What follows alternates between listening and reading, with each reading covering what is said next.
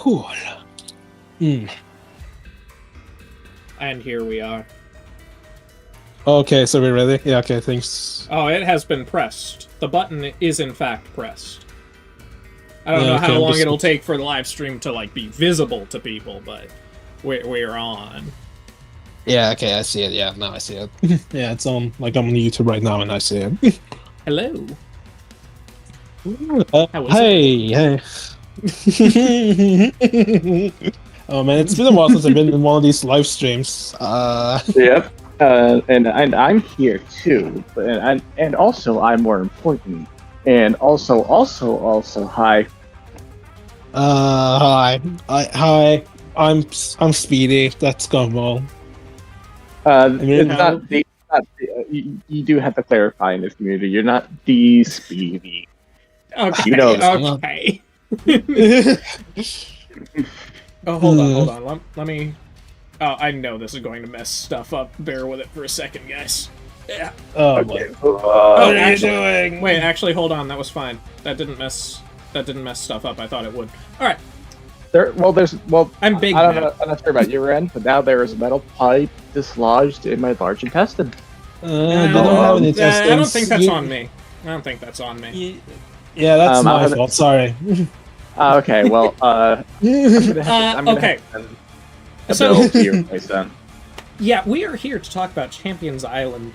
Hello to Lucina, CJ, Sonic, Huntimus, Change Comics, and oh no, that's just Lucina again. Hi. you get 2 highs because we like you just a little bit more. It's funny how Lucina's in this chat because there's no fireman characters, huh? Isn't that funny?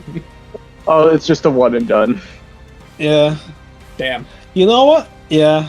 You know, since we're here, yeah, since we should, yeah, you know what? Let's just start. You know. Yeah. Okay. So we have a tier list here that we're looking at to talk about individual characters. You guys are free to share your input on different characters, different matchups you might even want to see for those characters.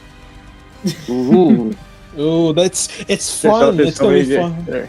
There's so many different places you could take this. Hey, we are giving you a free pass to talk about matchups you like, as long as they include these 32 characters. Yeah, please don't talk about like I don't know some stupid. I don't know. No, not stupid. Nothing is stupid in this chat. Just giving you the ability to send us money. Hey, look, I wasn't gonna mention it, but like, yeah, give Red money. give him the keys to your house. I love that you say like give us money, even though Red is the one who's going to be profiting from the stream. No, he doesn't know about to the a degree. Oh wait, hold on! I just realized that one. That is outdated. I don't know why that's still there. What's outdated? No, it's just that I noticed the Ko-Fi link for Hyper is still there from the last stream. Where even is that? Well, give him money he too, got I guess. He got plenty of support from the last fundraiser stream. Thank you guys. Yeah. No, seriously. Honestly, I see it on the. I see it. We could be funny. It could be funny to sleep it up because like. Give him money. Give Hyper money. He needs money for more visual novels. No, you know who you should give money to? Yeah? Who? I have one of my own.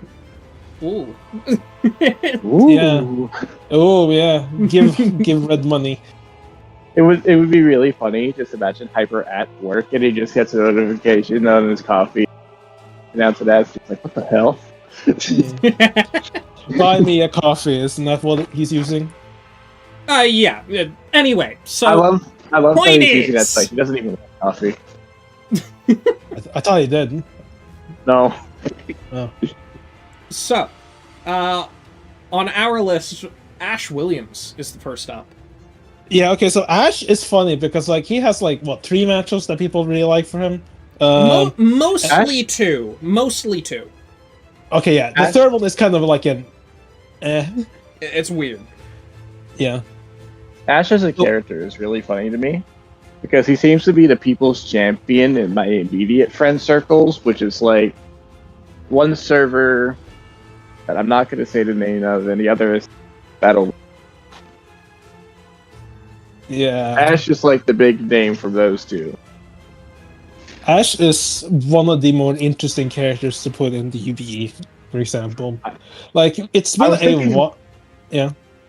I was thinking that we needed more horror characters, and then I realized we just kind of need more movie characters in general, don't we? We kind of do need more movie characters. The last movie character was... We have James Bond, John Wick, Poe... James Bond is a book character. Okay, yeah, well technically speaking. John Wick, though, is a movie character. Yeah. Well, so... If we remove James Bond, that puts you with Poe from Kung Fu Panda, James Bond, Jason and Michael... Okay. Okay, you know it, yeah. And then Terminator and RoboCop. Off the top of my head, that's 6, right? Yes, but you also forgot, you technically, you could say that, what was it? Yeah, hold on, let me think. There was like a character that you forgot. Who was it again? Oh yeah, now I remember it. Yeah, what? Yeah. So, like, you do remember, like, wasn't there, like, an animated movie? Yeah, Gru and Megamind, you know? Oh, I mean, well, I wasn't considering... To be fair, but yeah. They're not in yet, but, you know, those are technically movie characters. Okay, so yeah, UX actually provided us with a great list. I almost forgot about Finn Shepard. Finn Shepard is the protagonist of the Sharknado movies. And he has a shark fin-shaped chainsaw. And also, it's Sharknado. Someone said in chat, Godzilla. Yep, no, that's right. Yeah, I got shit. Yeah, and that means also, you know, Mechagodzilla. Mm-hmm. Too. But yeah, Frank West... TV series? Frank West and Herbert... Wait, really? I just realized that. Frank West and Herbert West are his most popular. Yeah. I didn't really... It took me until I saw it written out that it actually occurred to me that they have the same last name. What if they're related? It is funny because Ash actually did do a crossover with Herbert. Yeah, that's actually something I've heard from people. Apparently, Herbert is just kind of almost always portrayed as weaker.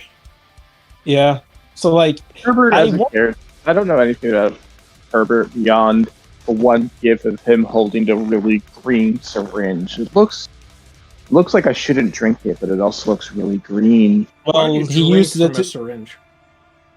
Yeah, actually, I'm bored. Why would you do? Also, like, you know, if you do that, you might end up with like having a bunch of heroin dosed into your mouth. Just saying. Don't threaten me with a good time. But like Herbert, versus like Ash, I think that would be fine. That would be fun, but I don't know. I feel like it would almost have a Terminator vs. RoboCop energy to it. Yeah, I like that Julian Starlane being one of these options is really funny to me because it really sounds like as a matchup is need a fourth option. She has a chainsaw. She fights zombies. That checks all the boxes. No, you say that, but the fourth option more often is Denji, and it's easy to take that as a complete joke. But unironically, people, when you give Ash everything, that includes stuff like the Necronomicon, which would in fact allow for a lot of higher stuff going on than you would typically expect of Ash Williams. Yeah, he gets pretty ridiculous with it, because the Necronomicon is pretty much responsible for all the massive shit that goes down in like the Evil Dead movies. Like, responsible for everything, pretty much.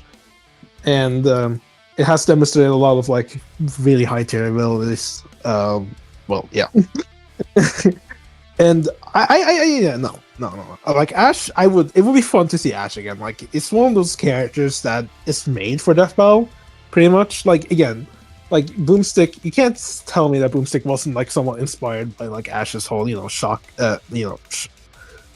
chainsaw hand, kind of like, his shotgun leg and then chainsaw hand. I feel like those kind of go in hand. Yeah. Yeah. Again, and yeah, Frank is the obvious option, and if Ash were to get all the way to the end here, that's who I would expect to win. Yeah, I do think people want a Frank run back. From what I've heard of Dead Rising fans, they didn't like how Frank was characterized in the episode because it mostly comes from Dead Rising 4, which is like the most flanderized version of the game. I don't even remember what he did in that episode that was so flanderized. I think it was just him not taking anything seriously. I guess I could see that being the case. I guess, yeah. If that's the case, then yeah, that's a fair complaint. As far as I'm aware, Ash does not have direct marble scaling, no. But he does have a lot of crossovers, and he, for example, fought with, like, Freddy Krueger. I mean, like, the marble scaling comes from the Marvel Samus crossover, which, by the way, that is canon to the crossover to that Marvel Samus thing, because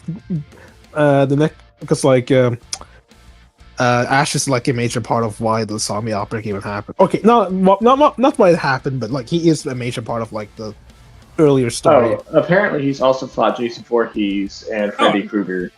I literally mentioned Freddy, and Jason was just a part of that. I didn't mention him because what does Jason give that Freddy doesn't? I mean, a cool hockey mask for one. Ash has had like a lot of crossovers. Like I don't even think I would not expect that. Evil Dead felt like a very contained series from what I knew, but I'm also not a horror. Yeah, it is not. Bruce Campbell is such a personality, man. Yeah. Like, dude had a crossover with fucking War of the Worlds. It's you! It's you! Pac-Man is in fact on the list. We're not to him yet, though. By the way, we're just looking at the tier list. We're not actually, like, ranking the characters. We can speak to if we have any thoughts on how much we like them in here, but... I'm down for Ash because my friends are down for Ash. I'm not a horror guy, so I have no investment whatsoever. But I also think that would make people happy. Dude, you should watch those movies, dude. Like, the first one is definitely like a horror movie, but like, they get silly. They get serious. But like, you know, come on, they get sillier and sillier by each installment. Like the third movie is not like it's barely even a horror movie. It's more like a dark comedy. All right. So I would highly recommend watching. I'll take it into consideration. Yeah, I would highly recommend them. They're really fun movies. Okay. Ash being literally where Boomstick's name comes from as well. Don't forget that. Yeah, that's true. That's true. Like, yeah, no. When it comes to characters that I'm surprised Death Battle hasn't done yet, just because of their relevance to the show, Ash is one of the other planet because of the running gag. Yeah. Yeah. Hello, EPSF. But yeah, no, literally, Ash Williams' Evil Dead is where they named Boomstick from, unironically. Yeah. Very, very funny. Should we... Alright. I guess we should maybe... Okay, next, we have Edward Elric, who, to be honest, his spread is a little bit confusing. Alan Walker sounds cool. Who's Alan Walker again? D. Greyman. Yeah, he's right here from D. Greyman. Oh, okay. Yeah, you know, I've been watching, me and Will have been watching 03, because, like, for the first time, and wow, okay, yeah, he definitely needs to run back, because all of the stuff that Edward did in, like, his first episode, that was just straight up 03 Edward, because, like, he acted pretty much like, well, yeah, just how he did, because, like, that one, because 03 Edward is so impulsive, and he straight up, like, has no problems with killing people. Like, it's like a big aspect, like, in the start, like, oh no, I don't like killing, but like afterwards he kind of just like, oh yeah, no, I don't really mind killing anymore. It's like I'm willing to do whatever it takes, you know. So the thing for me about Ed, just why I think he's a good pick, is that he was the Asta before Asta in terms of reps so horrifically that it kind of feels unfair to say that he had an episode to begin with. I can understand what DB was going for. It seems like they're mostly like basing his personality and quips from like 03. So like I'm fine with when the team definitely had to have known the Brotherhood was the one that people actually liked. Okay, actually, no. I need to interrupt to mention, I've seen so many people say that they prefer the 03 anime's ending. That is an opinion that is on the rise recently. I don't get it, to be fair, but it is a thing. Yeah, I don't get it because 03's ending just comes out of nowhere. I heard people say that they preferred 03's animation. Nothing about the end. Well, I can understand. I have heard specifically the ending. I can understand at least preferring it. But yeah, Edward has like 2 JoJo matchups that I do not get. No, he has 3. He is a 3rd. Wait, which one is... Wait, hold on. Okay, so it's Josuke, Joseph, and what's the other one? Johnny. Oh, shit. Johnny's? Oh, I get it, because they're both... okay, yeah. Well, there's more to it. It's more so about how they go... It's their main adversaries. Big connection. It's not just the obvious thing. If it was something but that would be very bad. I mean, it's not too bad of a connection. Just saying. But okay, I didn't. Okay, too bad that Tusk 4 just kind of like murders Edward instantly. I've been told it's actually kind of close. Here's the thing. How does Edward get past like Tusk 4? Honestly. Because stats are way more relative than you would expect. For one, since the universe reset, and this not even reset, basically it's its own continuity entirely from what we've. I'm not even talking about like scaling to part 3. Sorry, to the original universe's stance. I'm not talking about that. I'm just talking about the hacks that Tusk has. That's one. Basically, from what has been described to me, basically Ed can keep up because the stats are relative enough to where he can basically put Johnny on the back foot way easier than the inverse. I can't really see that being the case if Edward can't even see like Tusk at all. I need to ask about it. Yeah, Ed doesn't have any direct way to counteract Stand. He would need to get around it. Like, I could see him maybe getting around Johnny. That's pretty easy with his alchemy. But, like, again, Tusk itself, no, that's gonna be extremely hard for him. Because he's not gonna know what hit him. Something I heard about Johnny is that apparently he has the ability to phase through things, like phase through the ground. So I thought it'd be really funny if after Ed loses his auto-mail arm, he has to draw like an actual alchemy circle on the ground, and right before he goes to activate it, Johnny's head just no clips through it. He goes, "Hey." Yeah, shoots him. Do I think Naruto vs. Luffy is coming soon? No! No, I don't. Why? Because I expect they want to wait at least a little bit longer. No, I wasn't asking you why. I was just asking like the matchup. Why Naruto Luffy now? Listen, every time a One Piece episode has happened, it has aged poorly very fast. I mean, Sanji's Rock Lee aged that poorly. No, like, but Sanji Rock Lee was the funniest one because immediately after Sanji Rock Lee, he completely destroys his raid suit. Oh yeah, that's true. Yeah, I forgot about that. Yeah, was that like afterwards? Like almost immediately?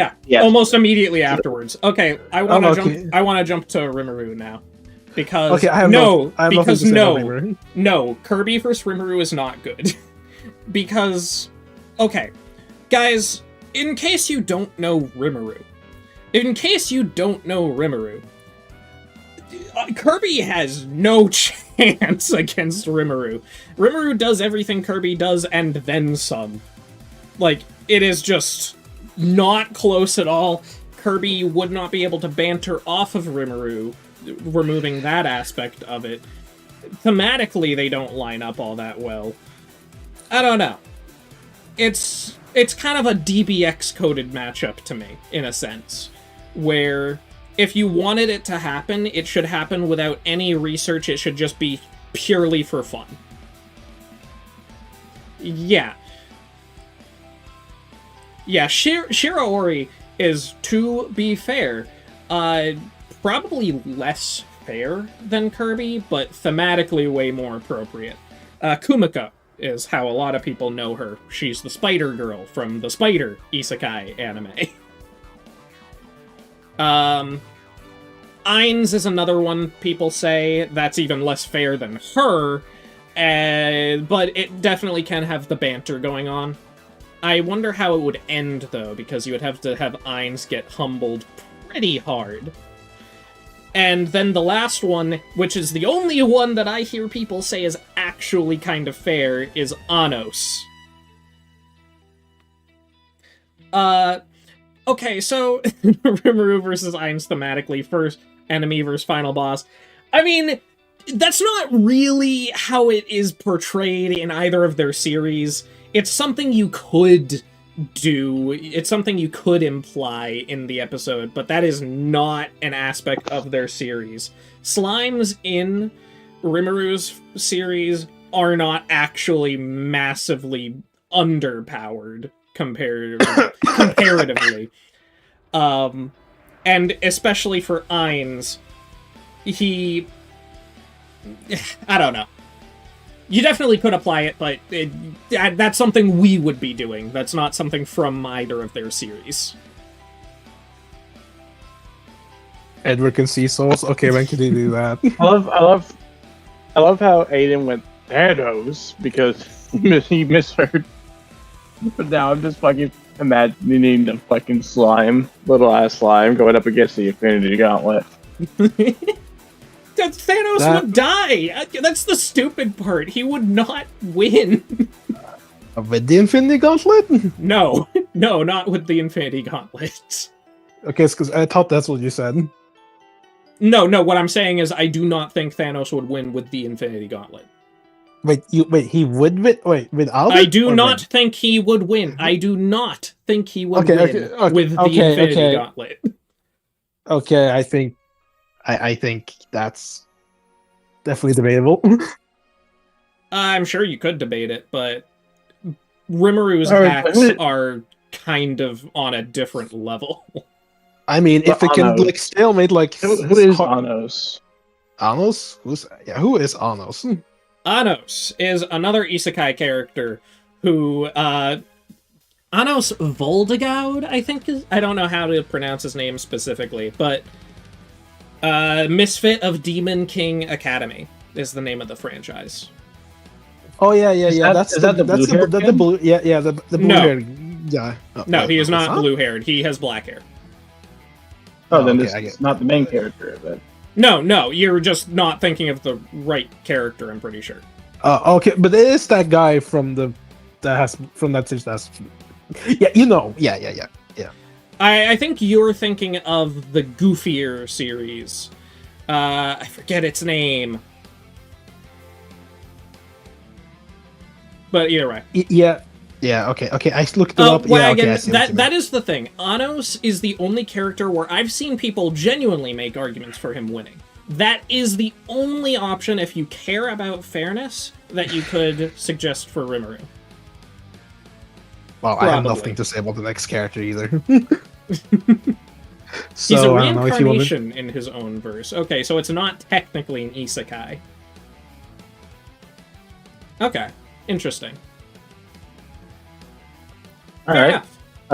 Next character? Yeah, that's Frieren. I will say, I do like Shiraori for Rimuru. Ainz, aesthetically, I get it, but I don't think you can let Ainz shine as much as I would like in that fight. I think Ainz would be a fun one for a narrative, but beyond that, I got nothing. I have nothing to say about Ainz because I don't watch. Frieren is such a strange one. Oh, yeah, Rimuru versus the slime witch. The one slime she can't kill. Anyway, Frieren, I have no idea who she should fight. None of her options that I have seen presented are massively interesting to me. But my god, I want her in Death Battle. Rimuru and Frieren are the two big ones for you, right? Two big ones? What do you mean? Which ones did you say? Frieren and Rimuru, right? For you? Oh, yeah. Mm. Okay, yeah, that makes sense. Frieren versus Tiki, that's, is that Fire Emblem, or...? Yes, that's the dragon from Fire Emblem. Yeah, Tiki. Okay. Again, when I see Frieren options, none of them immediately stick out to me. I see... Yeah, nothing. Because again, I do not know anything about Frieren. I know it's super popular. Lloyd de Salam. I have heard of this. I know it's getting an anime currently, but I have no idea how he compares to Frieren. Well, that was expensive. So, oh, fuck you! I get that. Fuck you, William. Fuck you. Okay. I get it. All right, so here's my thing. I already told this to Red, and this is stupid, so fair warning. But Frieren as a series begins after the world is saved. That's at the end of the actual story, quote unquote. Yeah. There's another character whose whole point is that he's I'm not going to let you finish this thought. It's stupid. It's really stupid.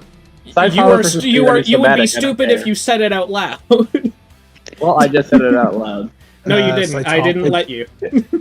Wait, hold on. Did you just insinuate that Saitama versus Frieren would be a matchup? I just said that they're protagonists who start at the end of the general story. So, I mean, that's not totally how this works. For Saitama, that's just not really the vibe, you know? He is a character who is already as strong as he could possibly be, but all of the adventuring still has yet to happen. He is a strong character put at the beginning of his story. That is Saitama's vibe. Frieren actually went through the work of becoming strong, but the journey is over. Obviously, a new journey began, but most of it is not nearly as high stakes. At least yet. Who knows if something will happen. Alright, I was being a silly Tatsumaki versus Frieren. No. No. That is way that. Anyway. After. I guess if Frieren makes it, I will support her for Red, but once again, no general investment. Mm-hmm. Okay. I guess now is a decent chance. Yeah, no, they did Frieren vs. Hohenheim. That matchup just disappeared completely. I don't know what happened to it. I did not know that was a thing for Hohenheim. Someone just said Frieren vs. Gibbs. I've seen it. I've seen this before. So what I can get is just that, her matchups is just like old people in a group full of young people. And then Edward. Yeah. Of course, Edward. Bro, other people have, like, the gauntlet, right? They make it through this character, or this first, Demon Slayer, JJK. For Frieren's gauntlet, she just walks into a retirement. But yeah, her current journey is learning about humanity. That is her goal. Because she feels like she took their lives for granted, essentially. That's what her character is all about. And also, she's a magician. She uses a bunch of magic stuff. Yeah. Her final challenge, Mr. Burns. Okay, after Frieren, we have Slenderman. Slenderman! Oh, I love Slenderman. You know what I love about Slenderman is the fact that people try to sell his matchup as like actually being decent. What does he have? Yes, I'm calling you. I'm calling you all you out. If you, yeah. I will say, I think Slenderman as a character is probably my third pick to win the entire thing. Sudoku, yeah, that Sadako. I don't. Octodad, for anyone who cares about Octodad. Slenderman Okay, would be Octodad is not up against Slenderman. like Slenderman That is in a legitimate DB. match. Okay, like Slenderman in DB sounds pretty interesting. I think they could do something really cool with that episode. But I don't understand any of his matchups. Sadako is just one I read the blogs for it. I see why people like it, but I never really like Sadako in a versus setting. Just doesn't feel right. Since her whole shtick is just coming through the TV and killing you. Here's that my sounds. solution. Given Slenderman as a source list, you would have to be very thorough with his history, what you would label official and unofficial. Through this thought process, his opponent should be Composite Bigfoot. What? Composite Bigfoot? You have a guy who always. I am the next philosopher. Trust me. It's this dark lady. Like I don't know. Like Slenderman, like versus Sadako, never really drived me that much. Like I Slenderman would be cool to have on DB. Don't get me wrong, but that line that's clear voting. I think that's in response to your matchup pitch there. So Slenderman is one where he would be a cool icon character to get on, but I can't say I'm particularly interested in any of his specific matchups. Is that basically all of us, or? Yeah, I think that's he's the only creepypasta character we're going to hit. I am very confident in that assumption. What? But what about Sonic.exe? What about Sonic.exe? Continue to come on. Keep speaking. No, I was making the whole I was Gumball. Literally, I was just making a joke. I don't want it either. I know. But you got B, you got Red, you got 49 people here. You know what really sucks about Sonic.exe is that he's the only way that Red is ever gonna get on DB, and I really like Red. Yeah, no, Sonic.exe is your only shot at getting Red.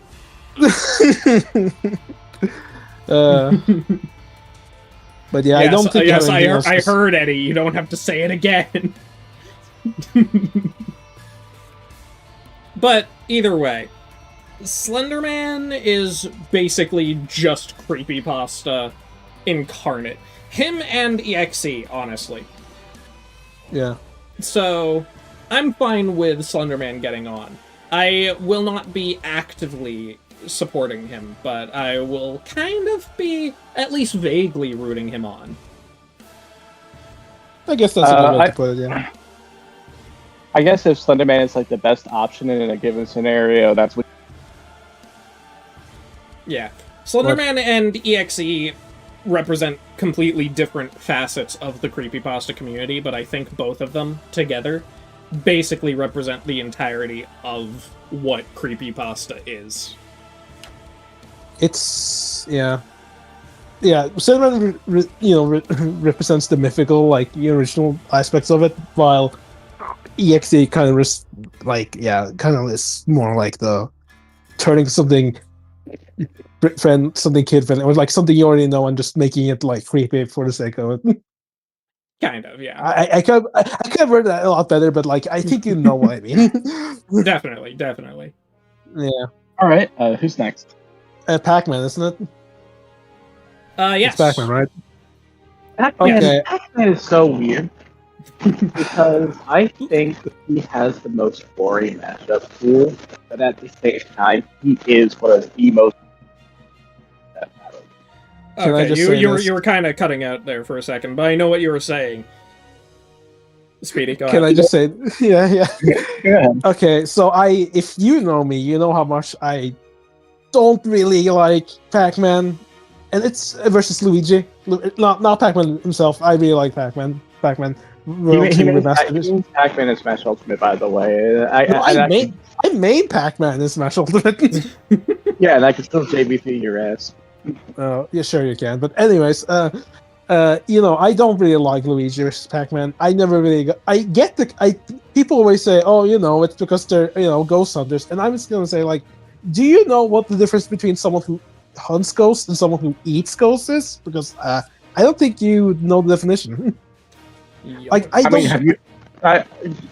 Speedy, this hypothetical doesn't hurt. You have never been to Bill Murray's house. Don't know.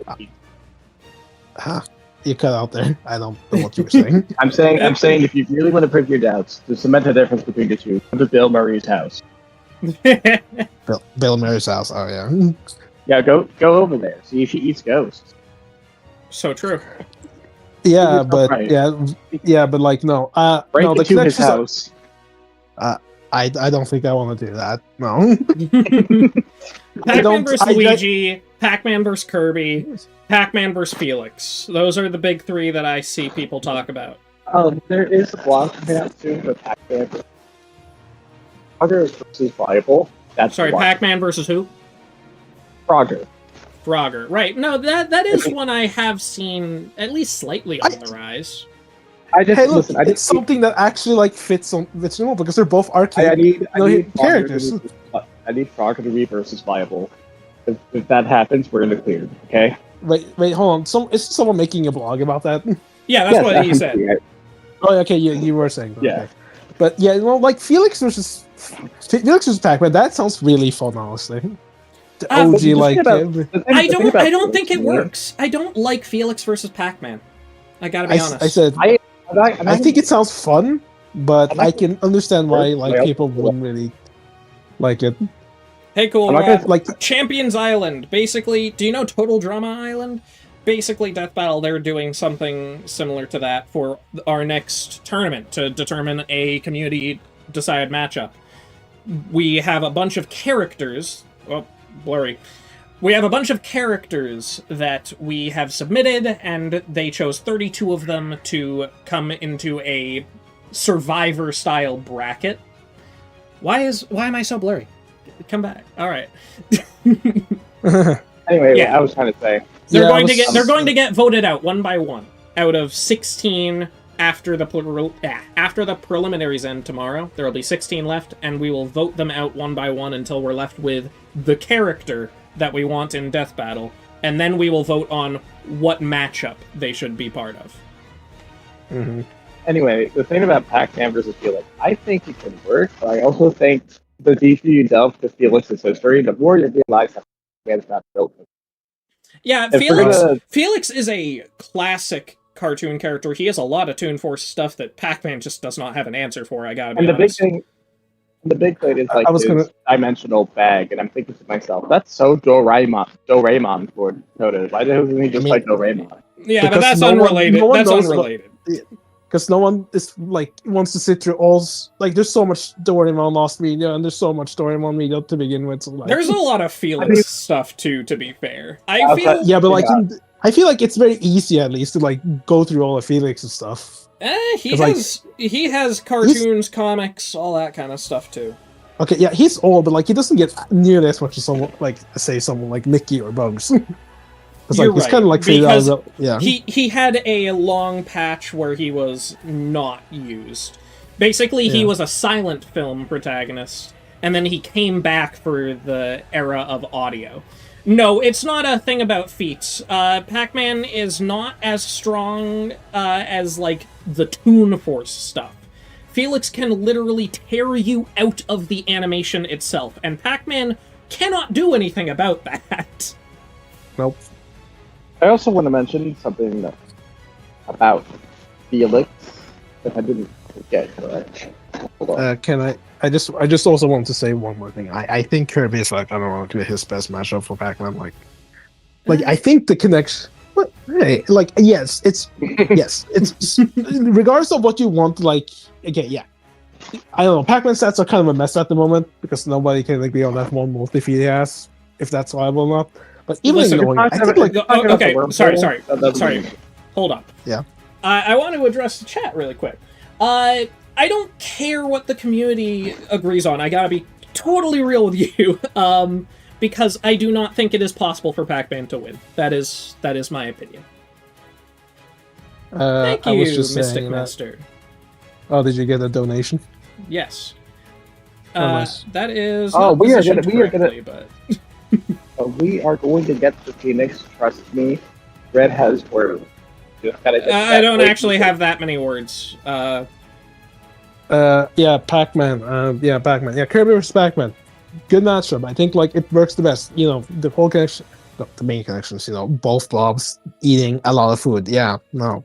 If people want to say that Luigi versus Luigi versus Pac-Man doesn't need to have any deeper connections, then I don't see why Kirby versus Pac-Man can't have that same privilege of not having like any deep connections to be like a fun sell for people. I don't have a problem with Kirby versus Pac-Man, but I honestly do think I would prefer a Luigi run back over a Kirby one for Pac-Man's matchup at the very least. I would want a Luigi run back for just not against Pac-Man. I don't know who Luigi could fight, and no, Shaggy is not a good matchup.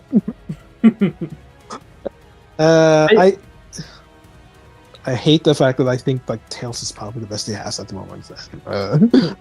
Tails isn't even a sidekick anymore. Okay, so if you're asking who I'm rooting for to win the whole thing, completely unrelated to who I think is likely, I would say Rimuru. But guess what?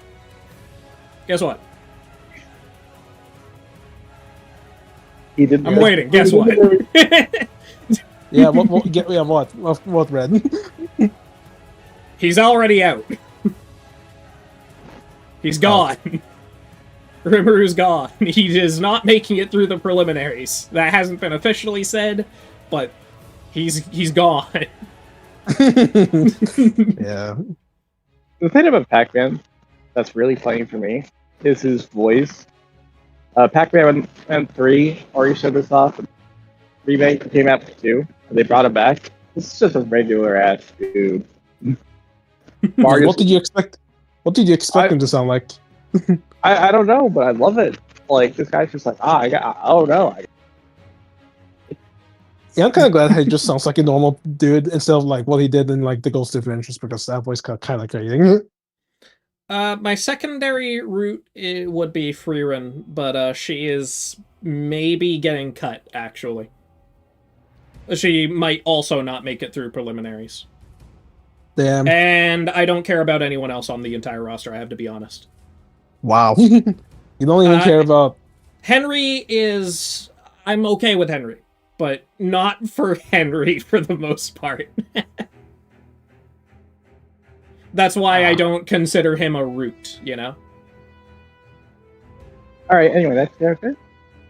I guess that's it for Pac-Man. What was the next character? Next one is Samus. Samus is like one of the most interesting run-back options to me. Oh man! Obviously, there's the idea of Master Chief for Haloid, but oh boy, again, like so soon with Master Chief. Whenever they're gonna do him? To be fair, it would probably be like well into next year. So yeah, but still, we got like Doom Guy versus. Yeah, no, I don't think it's going to be that.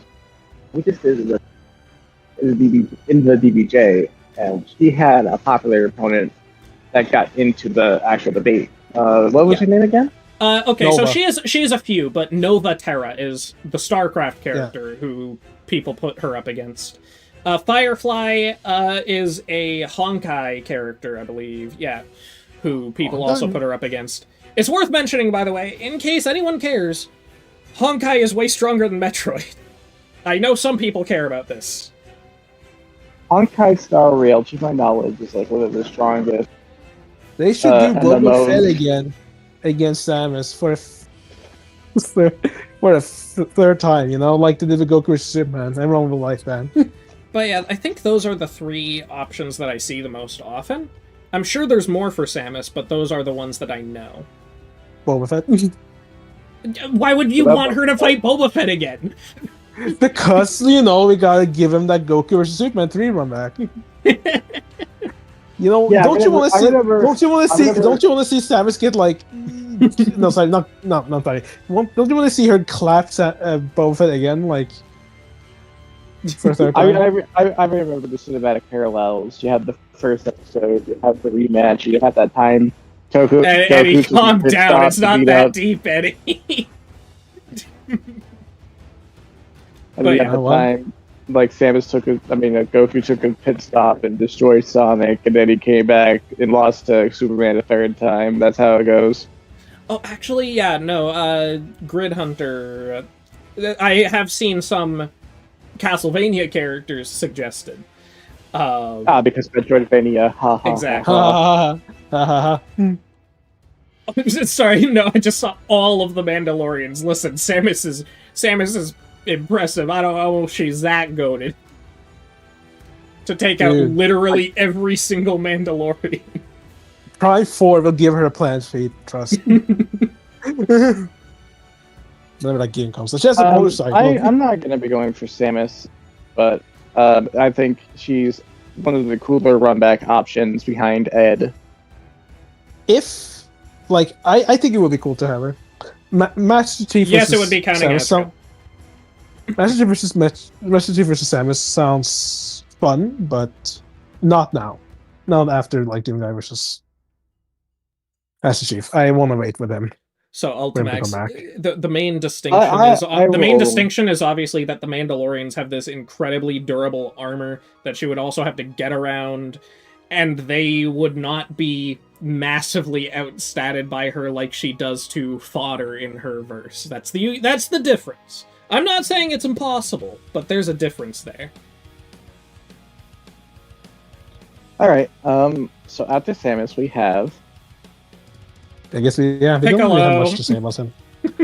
Martian Manhunter! No, Knuckles would probably win that, I'm gonna be honest. Martian Manhunter! Listen, I understand Martian Manhunter exists there, but Knuckles would probably win that.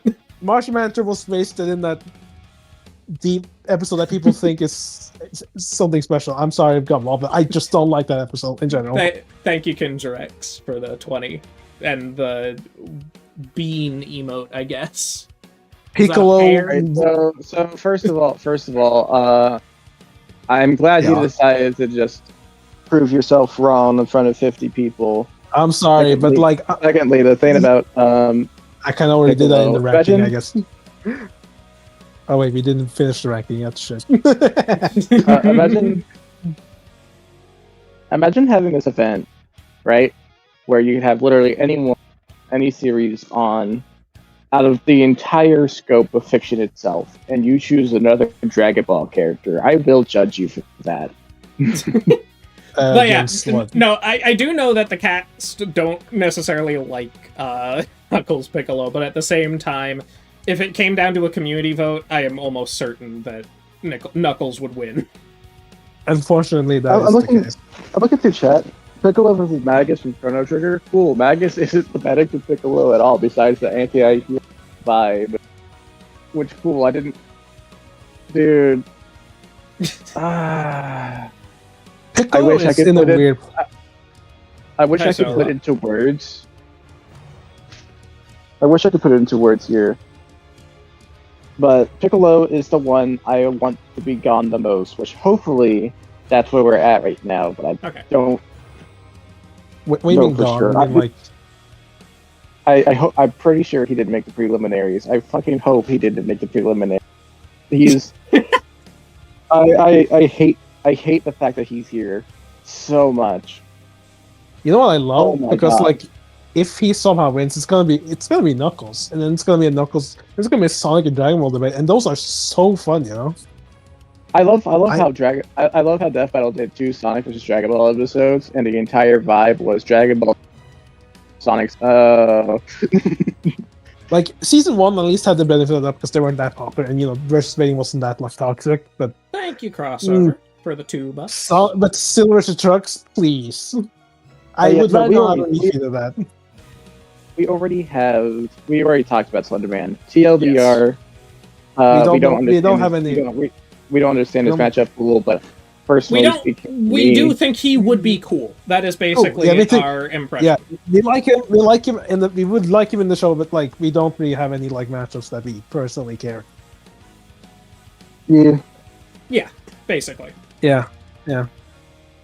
But like Piccolo, Piccolo is. Yeah, no, Piccolo would be cool, but again, I just would rather have Knuckles versus Arch Knuckles versus Juggernaut. I think that one was pretty fun. I don't want to see Archie Knuckles in this show at any fucking point. Okay, well, I get why. You know what? I get that. Is get the popular opinion. Hey, but Ken Penders, who cares about Ken Penders? Am I right? I care about Ken Penders. This guy's put a Holocaust poem in a fucking comic book. Yes, that's why we should ignore him. Well, then why? You're not ignoring him by putting him in a death battle, are you? You're not putting Ken Penders in a fucking death battle. If you're putting Archie Knuckles in, you might as well be. No, if you put Lara Sue in a death battle, then that would be putting Ken Penders in a death battle. I am seeing a question asked by the same person over and over, but I'm going to answer it anyway.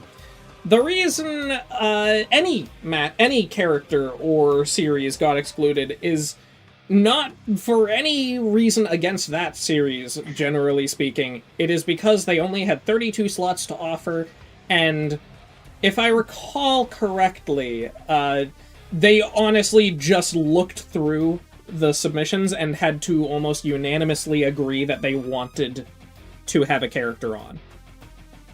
So any character that they put on, every single one of them had to be, at least to an extent, interested in it. Murder Drones has been Helva. They are not necessarily universally liked by everyone. What are we talking about? I'm doing the I show speed smile right now. But no, yes, basically everyone was picked because people on the team had a genuine interest in doing them. This is why Sonic EXE did not make it, by the way. Despite having a bunch of votes and things like that. Yeah, literally. Okay. So we were talking about Piccolo. So besides how I feel about him, the thing about Piccolo is that a lot of his matchups rely on, he's the anti-hero who was a dick at first, and then they decided to become good. Yeah, he has green. But hey, Telepath and shapeshifters. Piccolo isn't a shapeshifter. He just extends his limbs. Okay, so him going big and shifting his body so he can stretch it. It's not shapeshifting. Okay. Show me Piccolo turning into a dragon. You don't need that to be the case. Oh, you know what? I can show you. Okay. Orange Piccolo, shapeshifter. Yeah. He changed the color of his skin. He got really. Yeah, because that's all that happened, you fucking racist. Okay, anyway. Well, let's move on. Okay. Throwing out the only white guy in the group chat, okay. Hey, so they don't know you're white. I mean, I think they could have imagined. Oh, yeah, I mean, he has fucking Miku period. So, Budget decrease Piccolo, the ultimate pickle. What? Yes, that's Devil Artemis if it talks about budget stuff. Okay. Should we probably move on to the next character? Please Yeah, I don't think... It's Steve. Okay. Steve, Targaryen, right? We were playing that's the only thing. Just a little bit ago. There's also Roblox, and I have at least seen people mention Emmett, even though I know that that's not a popular opinion. Yeah, no. Apparently, it was popular enough to be on the championship. Or sorry, the entire story behind that is that they got the wrong guy, and everyone was upset about it. Lamau. Like, actually, was that the reason? I don't know if it was an actual full-on mistake, but I don't think they realized that people wanted Jesse specifically. Yeah, okay. Yeah. And anyway, no, Steve is funny, because yes, there are other options, but also no, there really isn't. I mean, he has options. There's Jonesy from Fortnite, am I right? It's always been Steve versus the Terrarian. Like, and by the way, the episode is going to be called Minecraft versus Terraria, which will be really funny to me. Yeah.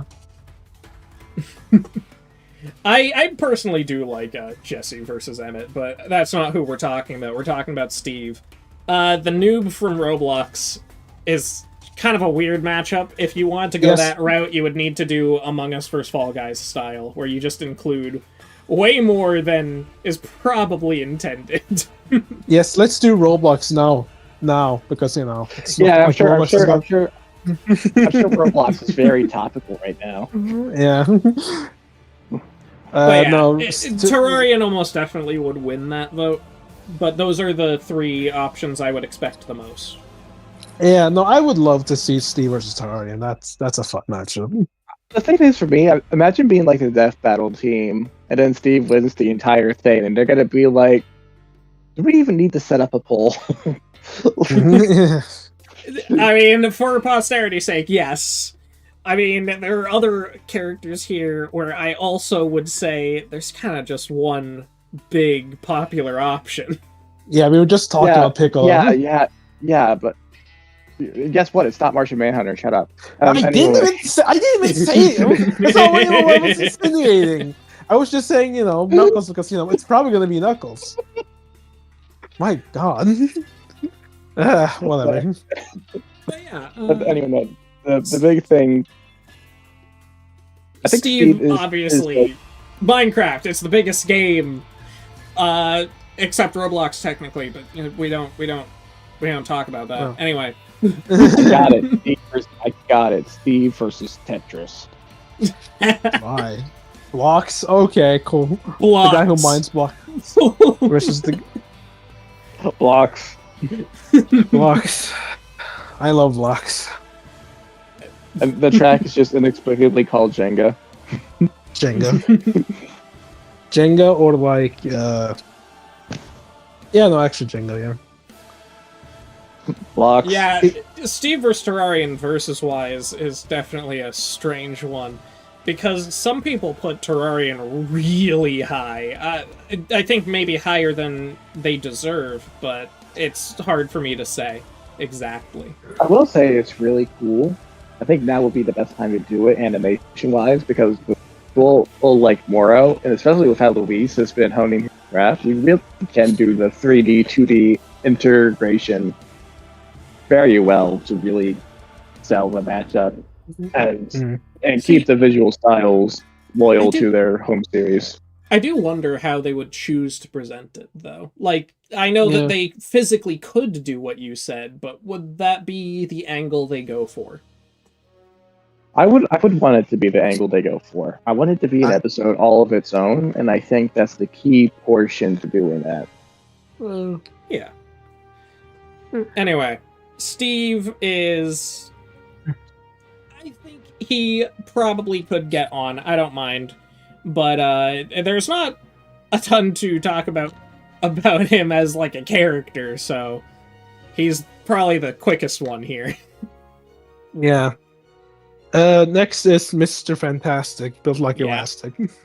Okay, so you know how I had that whole rant about picking anyone from anything and you choose Dragon Ball? That doesn't apply here. I don't want Mr. Fantastic to win. In fact, he didn't even make the preliminaries. But I don't know. Like Mr. Fantastic, and none of the Fantastic Four getting Reds on Death Battle yet is crazy. So one thing I will say, Mr. Fantastic, obviously, people are really in on Mr. Terrific currently. I'm not certain how long that'll stick, or if that is here to stay, but he does, in fact, have other matchups. Plastic Man is the most obvious one I could reference. Yeah, but I want something that plays off of his intellect. That's what Mr. Terrific does. Yeah, but like... All I know is that people have acknowledged that Mr. Terrific isn't necessarily keeping up with Reed in most regards. Actually, I heard it's more debatable now. Oh, really? The stats don't really matter. It all comes down to the attack. Like, I heard, like, so, like, Terrific has, like, a device called the Infinite Spear, and that one apparently does some really action shit. I don't know the full extent of it, but also, like, Terrific can, like, go into the 9th dimension pretty casually. Okay. Like, he has, like, a pocket dimension he can go into. And there's the thing about Reed, matchup-wise, is that he's not going to pull out the ultimate nullifier the whole thing about that, it has to be saved for people like Galactus, who threaten everyone, not just him or not even just his family. If you could pull it out whenever Dr. Doom would not be a problem. Well, it's also a matter of would he be willing to kill someone. That's probably the fundamental thing, the fundamental question. If he got to the point where he needs to kill someone, I do think he would be at least considering something like that. I would assume. I'm not saying it's likely, but I'm saying that I don't think it's completely out of the question.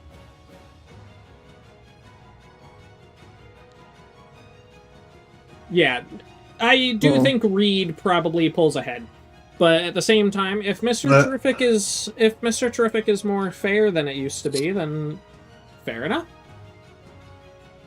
I would say that Also, Terrific is just an under-researched character in general, so like that's also something that helps. Out of all the comic characters, Mr. Fantastic is the one I was rooting for the most, which will make the fact that the other Marvel character got as far as he did all the more upsetting. Actually,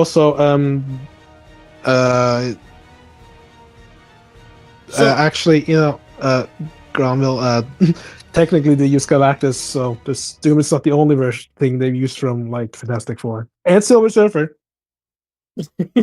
Yeah. So they just like used anyone but the Fantastic Four themselves. That's the thing. Yep. So, for Cool Rod, I feel like that might even be worth a video. It's hard for me to put into words, but I am not really a fan of current power scaling. I think it is massively overblown for the majority of characters, to the point where I think we overestimate practically every single character in fiction. Yep. That's my take. I think it might be time to start talking about making that video. Oh yeah, shit. Fuck, are we going to Spider-Man now? If we are on Spider-Man, yeah, Spider-Man is next. Oh boy, Spider-Man. He has no good matchup. I would love for him to get on the show, dude. He needs to get out of season 1, but he has no good matchup besides Batman, and I don't want Batman again. From what I've seen from the channel members, I think a lot of them do want Batman. Yeah, Batman is the most likely. Like, okay, look, Batman makes sense, and it's the only good matchup he has, but good lord, I do not want Batman. You guys complain so much about Batman being on that phone, yet this is what you want. Please, like I'm willing to sacrifice. I think putting in one. I'm not going to say much. I think this is basically just down to the Feta Wiki server. Could be in other places, but I do see Spider-Man versus all the TMNT as a rising popularity kind of matchup, and I've never understood a dynamic for it. So either he solos all of them, or okay. So the Crawler was kind of a flash in the pan matchup. I've noticed people said, "Oh, this is a good matchup for Peter," and then it just disappeared almost overnight. I don't know what happened to it. Who was that again? The Crawler from the My Hero spin-off series. Oh yeah, that guy. Ladybug has stuck around long enough that I can say she's probably his second most likely after Batman. But if she beats him, holy shit, that will be like one of the most controversial death battles ever. I'm not even kidding. I think it legit might be up there. The thing about Ladybug as a series and a character is I think she's like the new person to just kick while they're down. Like first it was Steven Universe, but now it's Ladybug's turn on the totem pole. Kinda. I know like Ladybug show is kind of a mess. People like the movie, of course, but like Ladybug itself, like it's not really. It's very. It's so people crappy. have very mixed opinions. Yeah. Thank you, Gavin. Mikey has the perfect Spider-Man vibe. A shame he's not popular. Technically, like Gumball said, what Gumball said, some people do put Spider-Man against the TMNT in general. They usually, people who do that, kind of just mean the TMNT as a whole, though. I don't see many people putting him against a specific turtle. There is a specific turtle, but the matchup has kind of died off in favor of all 14. Donnie. It was Donatello, actually. Okay, I see William what he said here. If we had Peter getting Peter versus Bruce again, I would want it to be Absolute versus Ultimate. That would be fun, but again, Ultimate is Absolute is just so new and recent, and he hasn't really done that much. Listen, if we're doing, I feel so bad for Spider-Man vs. Batman just as a concept, because obviously, yes, this one, if this happened, I think a lot of people would be kind of questioning it. I have seen so many people want Spider-Man 2099 versus Batman Beyond rematch because of the new stuff that people actually know a little bit more about 2099 now. I've seen people want a rematch for that. But if this rematch happened, bro, that's way too much Spider-Bat in general. Not only that. Oh, right, that one too! Japanese Spider-Man versus Adam West Batman! Look, I would rather just have them do, something like Clayface versus Sandman, That could be a Spider-Man match that they could do that, focuses on other characters. Focuses on other characters that, Zombie Spider-Man versus Vampire Batman, that's my point! Why are there so many of them? Because Batman and Spider-Man will always find each other in these debates. Did the funniest part about Adam West Batman versus Japanese Spider-Man is that would be our first Sesame. First what? Our first Sesame Street rep. Adam West Batman appeared very frequently on Sesame Street back when his show was airing. But that doesn't make him a rep, though. Okay, Arkham vs. Insomniac, I don't know how popular that actually is. It got really popular just people talking about it on the YouTube sphere for a while.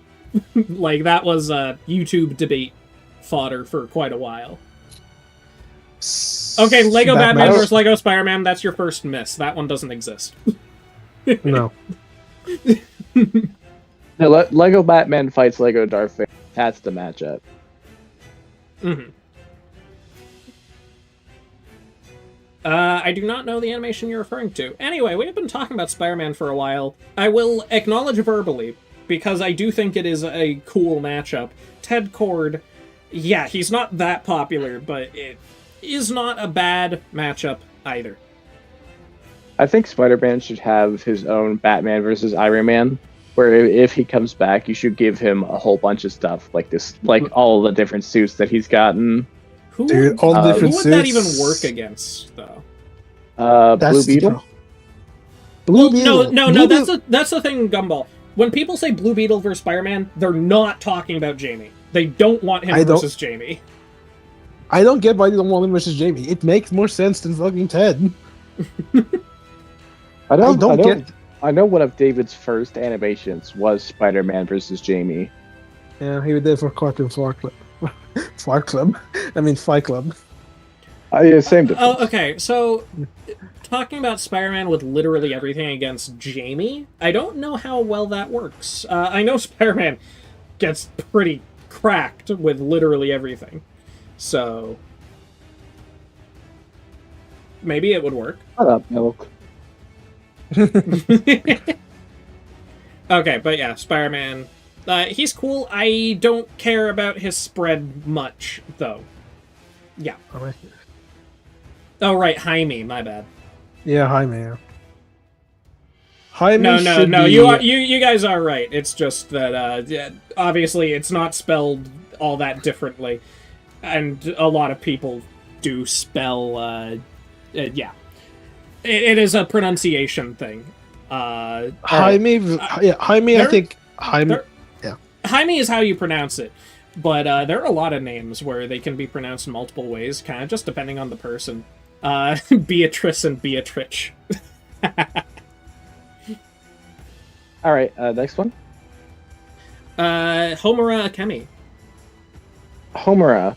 So I know that Madoka Magica is one of the most overused series, and I think Homura is a very good entry point. beyond that, I don't really have any real thing. This is like, oh, this is the arena pick, so I'm gonna watch what happens. I got nothing to say. I don't know much about Madoka Magica, so I'm gonna. I don't have anything about it to say. I'm pretty sure Kurumi is still her most popular. If that's the case, okay. I just don't know anything about the two of them, so I got nothing to say. So, do you have anything to say? Homura has a few matchups. Obviously, there is Ino, there is... why am I blanking? Date Alive. Kurumi, yeah. I think Kurumi is currently her most popular. And then there's Ino from Guilty Gear. I saw Sakuya on Toho mentioned once. Yeah. Okay, Infinite Eon. Let me just say that wouldn't be likely. Maybe Sakuya, but Flowey, no. No, she isn't appearing in that spread. I have to be totally blunt with you. Anyway, I don't have much to say. She is a cool character, though, and I would be quite on board with her getting on. She's probably the best Madoka rep to use to introduce the series, I would say. At least unlike Madoka, she actually fights. Madoka, it's worth mentioning, people probably overstate how little Madoka fights. She does, in fact, have combat capabilities. Honestly, I feel like... So, obviously, Madoka vs. Sailor Moon, most popular for those two. I think people overestimate how much Sailor Moon actively fights people. No, you don't understand. It's a good matchup because Sailor Moon knows like 2 to 3 moves. She's like a wild Pokemon. I'm not going to give opinions on that matchup. That is completely irrelevant to what we're talking about. Frieren vs. Tiki, I will keep it under advisement, because I do really like Frieren. I don't know Tiki at all, so not much to say at the moment. But yeah. Moving on to Raphael. We were just talking about TMNT. Yes, Raph. Yeah, I know who submitted this one, by the way. This was Dick with a D from the Death Battle Wiki server. And I think his most preferred for Raphael is Black Star. No, it's Thing. No. I don't think either of you are right. No, I'm talking. I'm talking about in context to Dick. He chose Raphael for Black Star. Then yeah. Okay, yeah. If that's what you mean, yeah. But I've seen. Yeah. Will there be a new top 10 list? Yes. It will have to be completely reworked, but yes, that is the short answer. When we did like Raph, I think we did Raph as character of the day, like not too long ago. Everyone or most people were saying Thing for him, and I'm just gonna ask, what the hell is he gonna do against Thing? People have no idea who to put Thing against.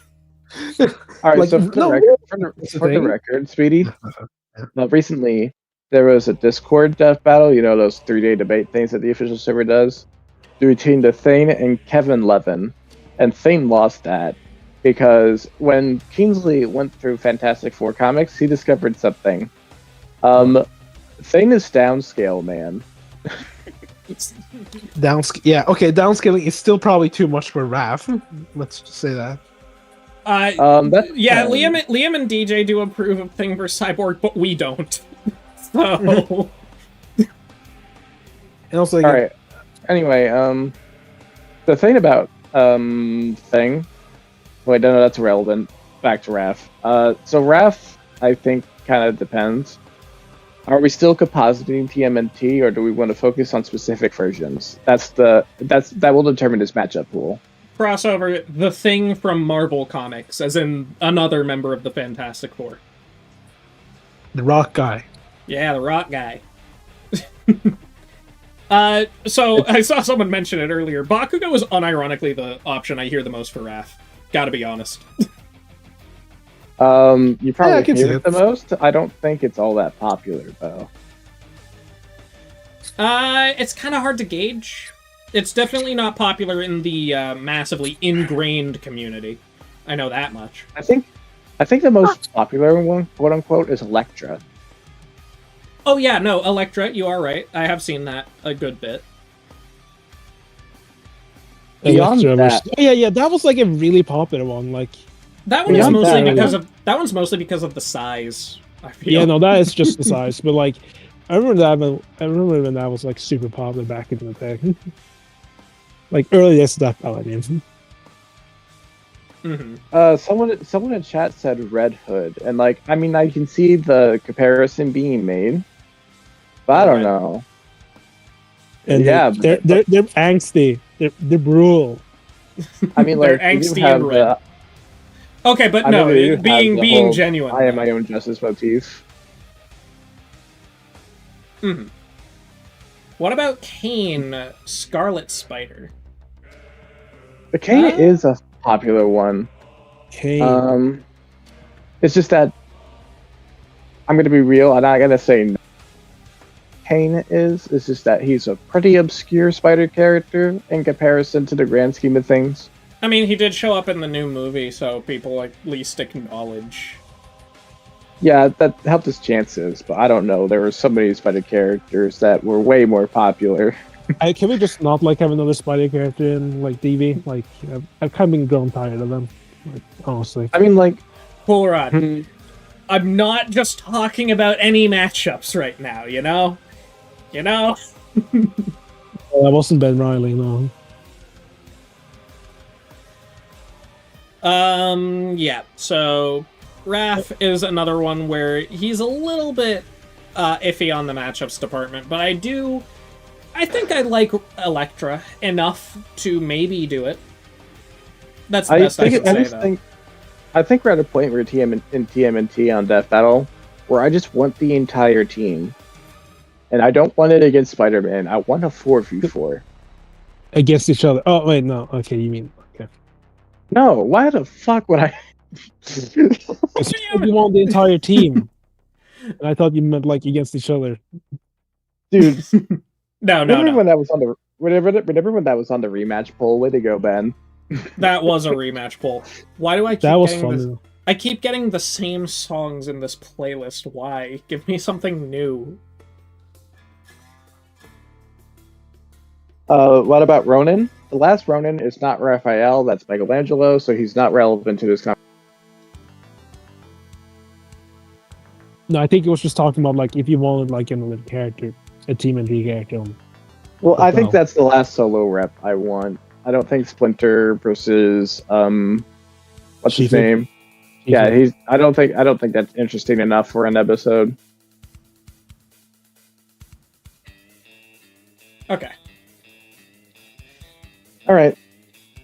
Side note, this is not relevant either, but I for so long thought the last Ronin was supposed to be Raphael. No, I get it. That's the draw of last Ronin because his identity it's Michelangelo, is you know? Yeah, his identity is mysterious until the end of the first volume, and everyone assumed it was Raph. And then basically. But nowadays, like, everyone knows it's just Michelangelo. Okay, so this is Ruby. It has really.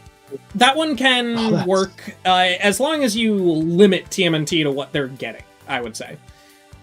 Doing TMNT as a wide net, they're definitely a bit too above Team Ruby as a whole. It's just like... Ugh. Like, Ninjago is better if you're taking TMNT as a whole, but if you were to limit to a specific version of TMNT, I do think Ruby can work. I saw someone say the fan war cooks. Is that the animation where Weiss killed herself and everyone else? Yeah, that's the one. Oh boy. I've never seen this. Yeah, no, she does that. It's stupid. But yeah. Where were we? Sukuna. Oh boy, bro thought he was invited. Okay, but no, seriously. Okay, so we've been neglecting the votes. I kind of have to bring it up for this one. How did he do so badly? I mean, JJK is unironically falling a little bit out of favor in general. If you didn't know, I knew people didn't like the ending. I thought it stopped at that. But Muzan is probably his best at the moment. That's what I've gathered from the discussion around him.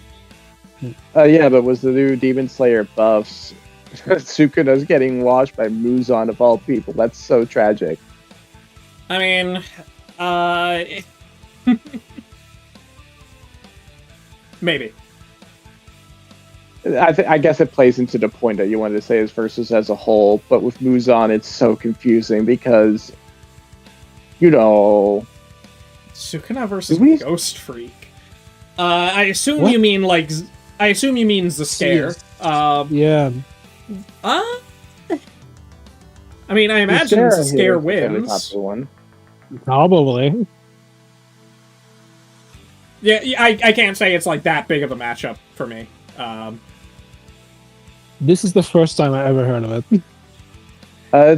No. Cool Rod gets away with that one. Cool Rod gets away with that one. It was relevant. But anyway. Sukuna versus Muzan is probably the only one I would be interested in if he got on, personally. The cast for Muzan and Sukuna said very differently. Let me tell you, that was the most poorly aged cast in the history of the show. Because these Demon Slayer buffs were very recent. They came from the movie. I'm not going to say how, because I'm not going to spoil I'm going to say how, because it doesn't actually spoil the movie all that much. So, long story short, the Infinity Castle, that whole weird extra dimension, people were trying to say... They were trying to minimize how big it was, basically to rein in Demon Slayer stats.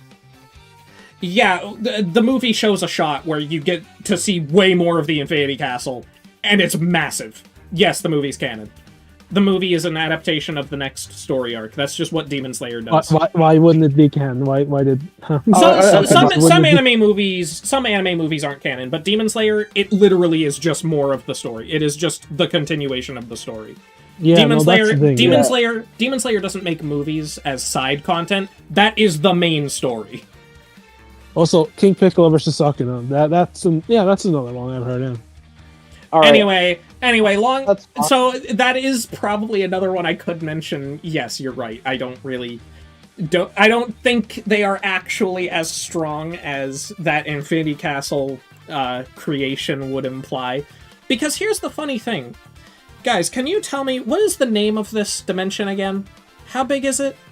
It might just be infinite! Why aren't... just logically, it is probably infinite. But do we actually believe that Demon Slayer characters are infinite in their AP? I don't think so. I don't think so. I want to highlight this one message I saw. We all went by too quickly. It said Michael Jackson needs to return to Death Battle. I saw it. I don't know what the hell. What do they mean by that? I don't know, but I love it. I love the implications. Like, what world did you come from, and can I join you? But yeah, I'm just saying, people used the new size that we see for the Infinity Castle to raise their stats. I realistically think, if you're talking about the physical size of the Infinity Castle, it's probably infinite. You would have to instead argue why they would or wouldn't scale. That is where you're at. Good luck. Anyway, Springtrap. Oh, great. Oh boy. Springtrap. Okay, so Springtrap is the one that has the biggest target on his back. And I think, I think Springtrap is the character that benefits the most from this format. What that says of the format itself, I'll leave that to you guys. But as a character, he has lots of matchups. He's highly requested. Very, very popular. He just kind of checks all the boxes of what Champion Island is. And I would not be surprised if the team knew ahead of time that he was going to be a front runner because of the format that they were going for here. The one thing I want to say to anyone interested in listening here, Junko, yes, popular option. But it is very outdated. A lot of the reasons people wanted them to fight originally just aren't the case anymore. The whole idea of them both being transferred into AI, that's probably not what actually happened to Afton. Afton also cannot control robots at will. He can possess a single robot. So, if you still like it in spite of those differences compared to when it was originally pitched, that's fine. I just want to make it clear that it is not nearly as thematic or applicable as people once considered it to be. Yes, you guys do need to understand that some stuff has not aged as well as others. But also he has Bendy, he has Chucky, he has a whole multitude of people. He has Dio, that no one takes that one seriously anymore. But yeah, don't stop me. Bendy and Chucky are the biggest ones, I think. Springtrap. But before you continue, Red, don't stop me. Dio was the most popular at one specific point in time. You know this. But it shouldn't have been. It was absolutely awful. Don't get me wrong. Don't get me wrong here. I'm just telling you that it was, objectively speaking, at one point in time, the most popular. That is probably a good way to put it, Gavin. Thank you for the 2. Springtrap vs. Junko is equally bad and overhated. I think there's nothing wrong with you liking Springtrap vs. Junko. It's just a lot of people think that it is way more thematic and way more fitting than it actually ended up being. I think people who like the matchup, they are fine to like it, but they should be aware of what the matchup actually entails.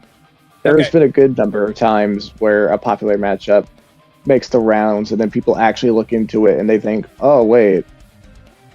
So because someone mentioned it, I know this is slightly teetering off topic, but I have to say, Bendy vs. Cuphead, I don't want it. The DBX was fine. Don't give me another one. I don't. No, thank you. All right. Anyway, Springtrap. Like I said, I'm not a horror guy. Five Nights at Freddy's. I don't say this often, but there are bad memories attached to the franchise. Not to the point where I want to avoid it with my life, but I am not interested. Springtrap in DB is just such an overwhelming character. His matchup's just... He's the only FNAF character who really makes sense, but he's difficult. He's difficult, and it's just so many matchups for him, and I particularly don't care about any of them. Like, if he gets into DB, that's fine, but at the moment, I personally don't really care. It is not hatred for Bendy versus Cuphead. For me, my problem is Bendy, the actual character, the Ink Demon. I don't think it works very well against Cuphead. I think if you're talking about Bendy the cartoon character, that might be a different story. But I don't want them to mix. I do not think they mesh together. I think you would have to separate the cartoon from the Ink Demon. I don't want both in the same episode. Therefore, why would I want Bendy versus Cuphead when it ignores all the horror point of Bendy? There you go. It's not a hatred, but that is my reasoning for not wanting that. I guess the thing for Springtrap too that we have to account for is that Springtrap on the show means that Death Battle has to talk about Five Nights at Freddy's. So I do worry that a lot of the rundown is just going to be, that doesn't make sense, or that doesn't work. Because listen, I'm a Kingdom Hearts fan. I saw what they said and everything that they found confusing. If they think the pronunciation of Keyblade was a little over their heads, they're not ready for the thing. Okay. So I think that sums up Springtrap, honestly. I think FNAF is a big enough franchise that I want it to be on Death Battle. Springtrap is the only option I'm really interested in. So It's just a matter of who he should fight, and I think I am leaning towards Chucky at this point. Chucky will be fun. Did you guys see the Chucky Springtrap animation that someone else made? I would recommend that one. It's very well made. No, which one? Who made it? I don't remember the name, but it was making the rounds a good bit. We had Nemesis react to it live during one of our podcasts. That was fun. Couldn't we give Springtrap his feats from the books? Yeah, you could. I don't know what that changes about. Yeah, I mean, we could. Yes. Unfunny people will say it gives him pregnancy hacks. People will also say, laser eyes. See, at least there. I see what you did. Okay. I had to stop myself. So, yeah. Okay, Gumball, go ahead. Yay, Miku! Yay! Yay! Miku, can I just say this? It seems like people had this kind of like. I was on the Death Bell server, like, a couple of times this week, and holy shit, people had just kind of like turned away from Miku and just like, no fight potential, crossover. Always hinges on crossovers and blah blah blah. I don't really have any stakes in what Hatsune Miku does, or if she gets on the show. I think it will be cool, funny, but like, I'm not gonna like write everything you just said. Oh my god! What? So you're saying the character Hatsune Miku, the one whose entire presence is being able to do literally anything. Gumball, you did not hear what I said. Miku vs. Barbie could be Simone Kyle levels of hard. Gumball, you did not hear what I said before. I think you blocked out what I said before. Yes, I said this is what people on the DV subreddit that said. Oh yeah, I saw the subreddit. Okay, I missed that part genuinely, but no, I saw that, and that was so funny to me. So let me do a bit of education. Okay, so actually, first before you go into that to answer chatter, her spread is mostly Barbie, Eddie the Head. I have seen. Kizuna I know is a popular matchup, but I don't see her talked about nearly as much as I would have anticipated. No, I think the first person to submit Miku wanted to submit Kurone, because basically every Miku matchup fan, well, not all of them, but a good bit of them, are also VTuber matchup fans. So the reason you don't see it discussed all that much is because they realized if Miku has a chance in hell, you gotta put matchup care about. But yeah, Miku has a decent spread. I would say those are my top 3 for her, maybe. I actually don't care about Eddie. I don't care about Eddie, so I might cut him off. I want Barbie to win because I think thematically speaking, it's the whole aspect of they're the ones who do any and everything, going beyond just the music part of Miku, which, while important, doesn't cover the entirety of her character. To me, Miku is someone who, her purpose is that she gives other people purpose. And that's what I want highlighted, not just she does music good. Anyone can do a good Miku matchup with just the music aspect, but I don't think that covers her as an entity. And as for the crossover aspect, yes, she has crossovers, but Miku, by design, again, is someone who can do literally anything that you want. Yes, you, and write down to the live chat. You can buy her voice bank and make a song about how she's 11-dimensional, and guess what? That would be fine. I mean... Okay, that's stupid. There's definitely a point where it becomes... Yes, there is a point. Yes, I would say that the limit would probably have to be, it has to be a notable entry into her lore or character. As in, if there is an established artist who made a music video for her, sure. But if it is just someone who happens to buy her voice bank, no. Yes, I know. But I'm not saying that what would count versus wise. I'm saying the point of her character that you can do that. She is an instrument that can be used for any real purpose, for any song, any narrative, so on and so forth. That's my point. Anyway.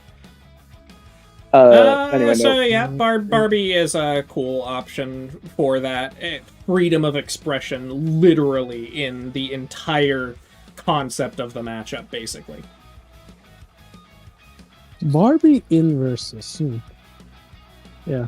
Similar vibe to Miku. A lot of different iterations, both through crossovers and just through the various things that they have specifically done.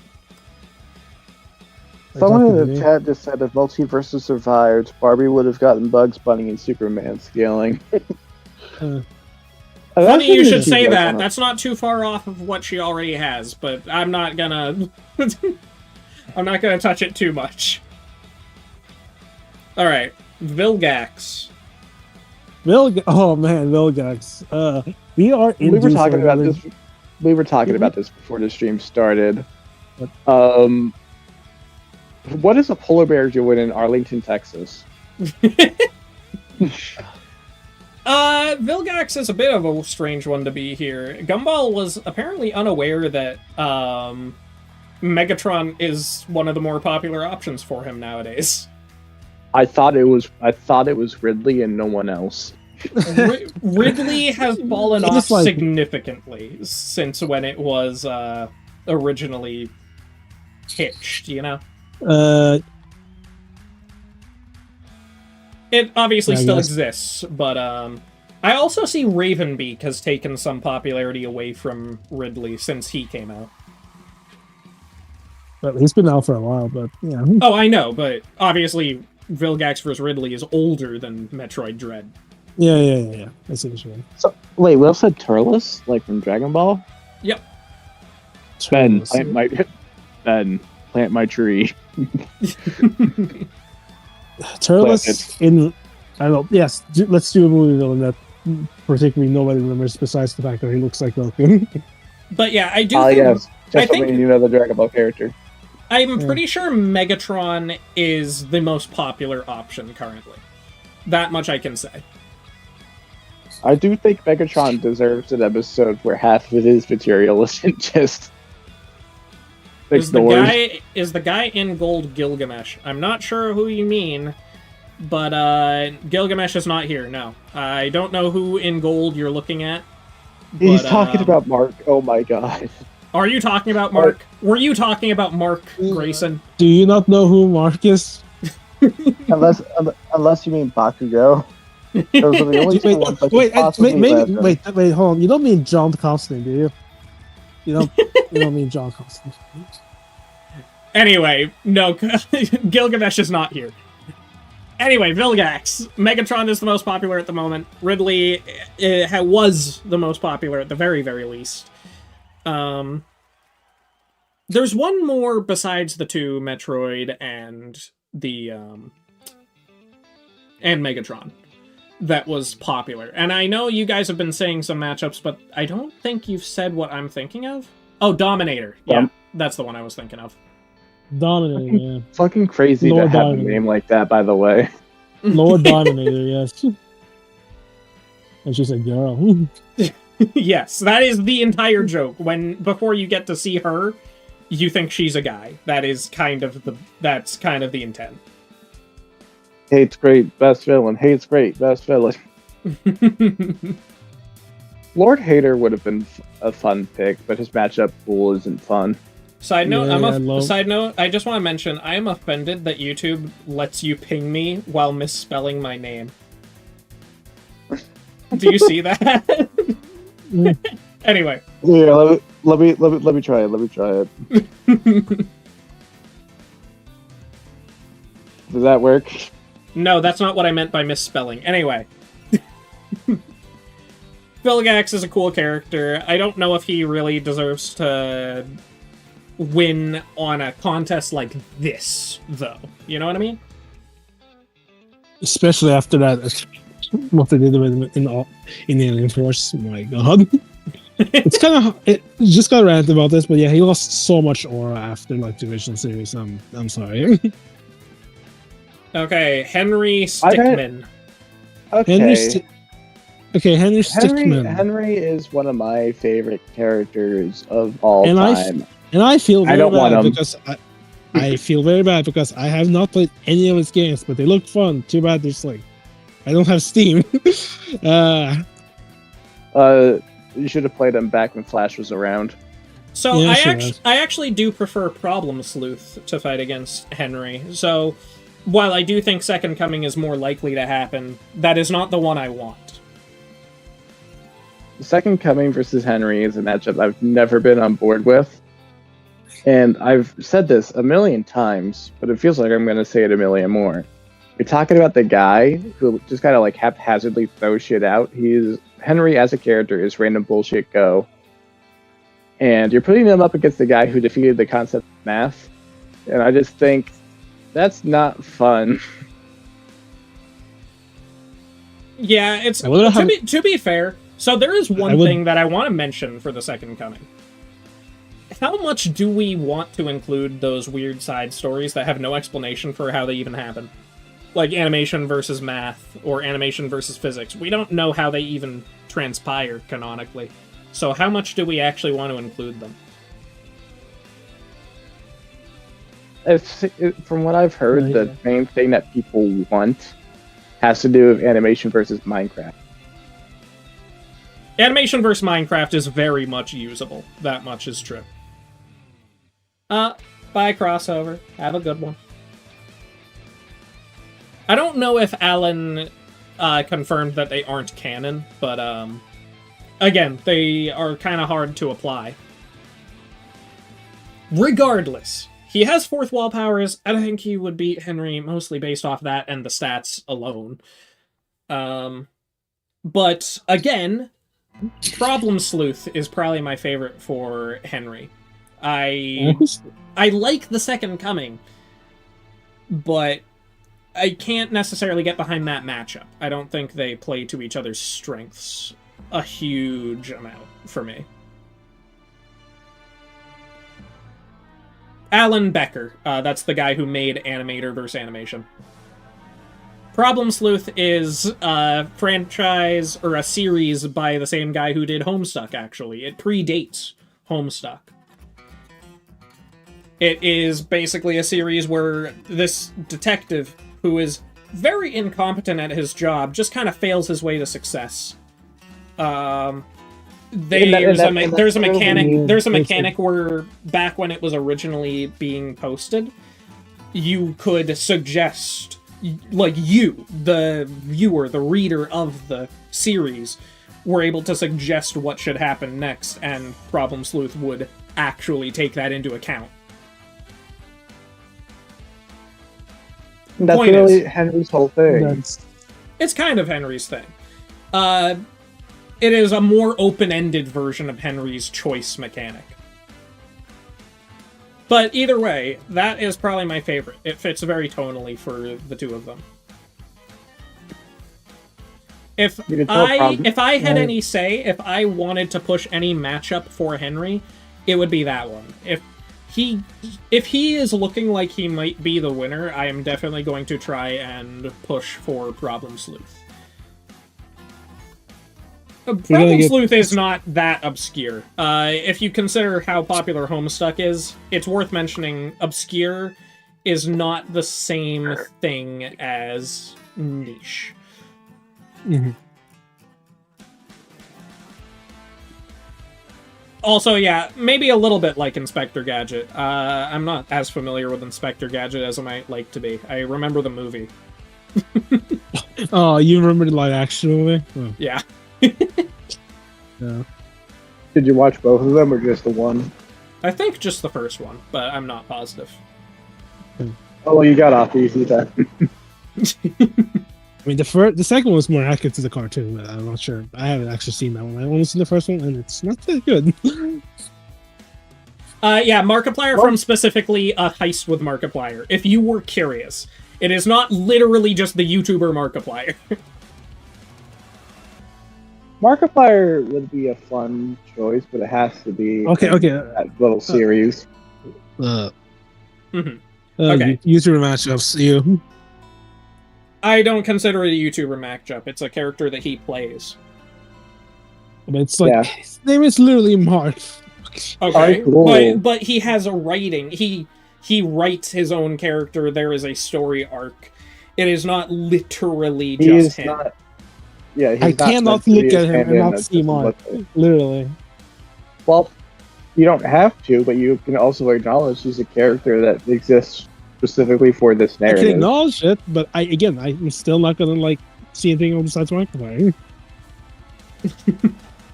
Captain Underpants. Captain Underpants. Captain Underpants is my second most rooted guy here. He did not make it far at all. Captain Underpants. Cool. That would be cool.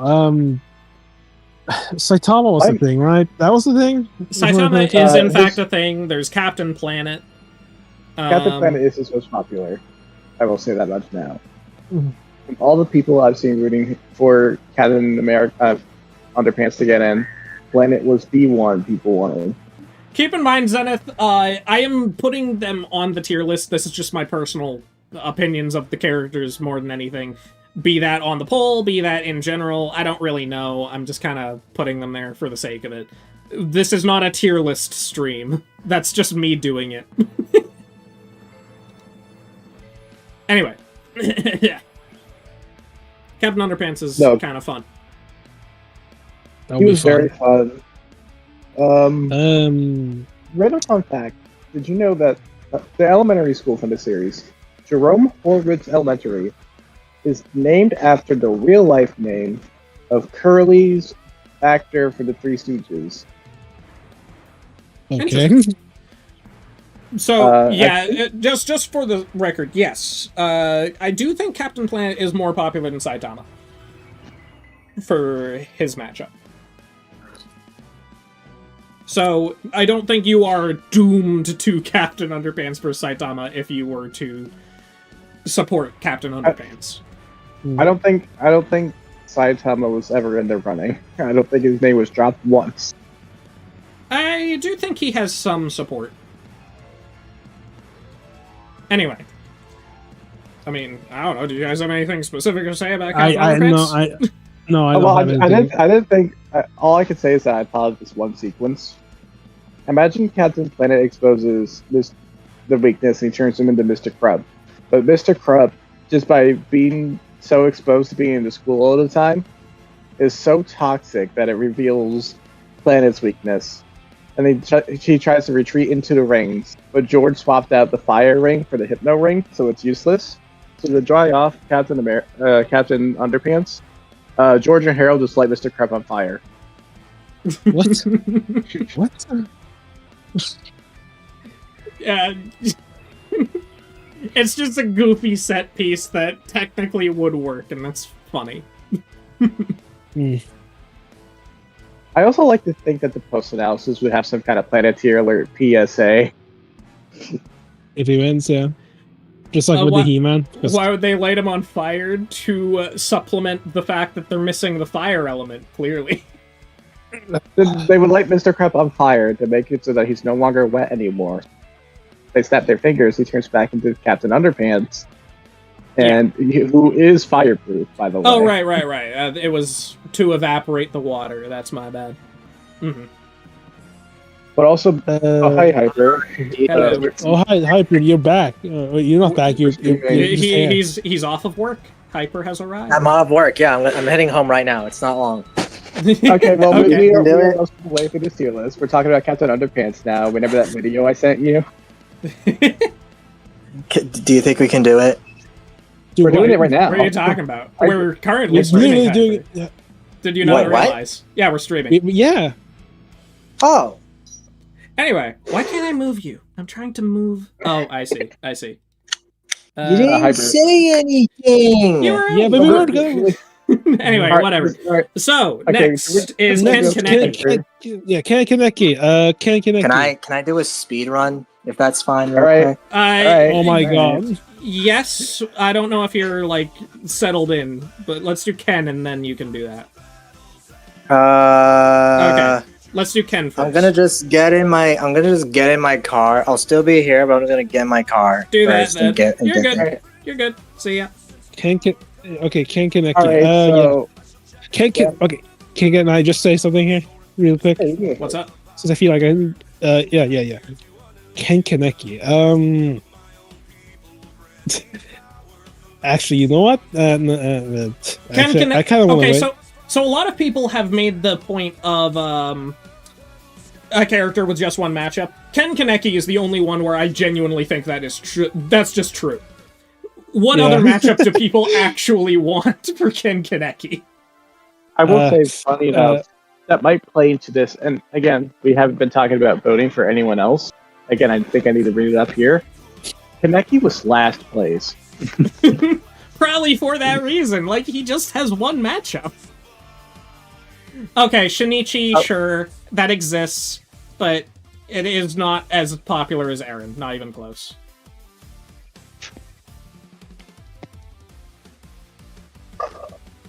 It's just gonna be Eren now. Can we just say that and just like jump over to the next one? Like, we don't have much else to say here. Maybe. I've never seen Tokyo Ghoul. I guess if the chat wants to, like, Zenith, just to say again, this is just based on vibes. The tier list means literally nothing. Don't worry about it. Again, if the chat has some other ideas for Kaneki, please say them right now. I'm interested. Springtrap because he's in Dead by Daylight. Springtrap. Oh, you. Yes. Yeah. Okay, so I'm gonna put you down here.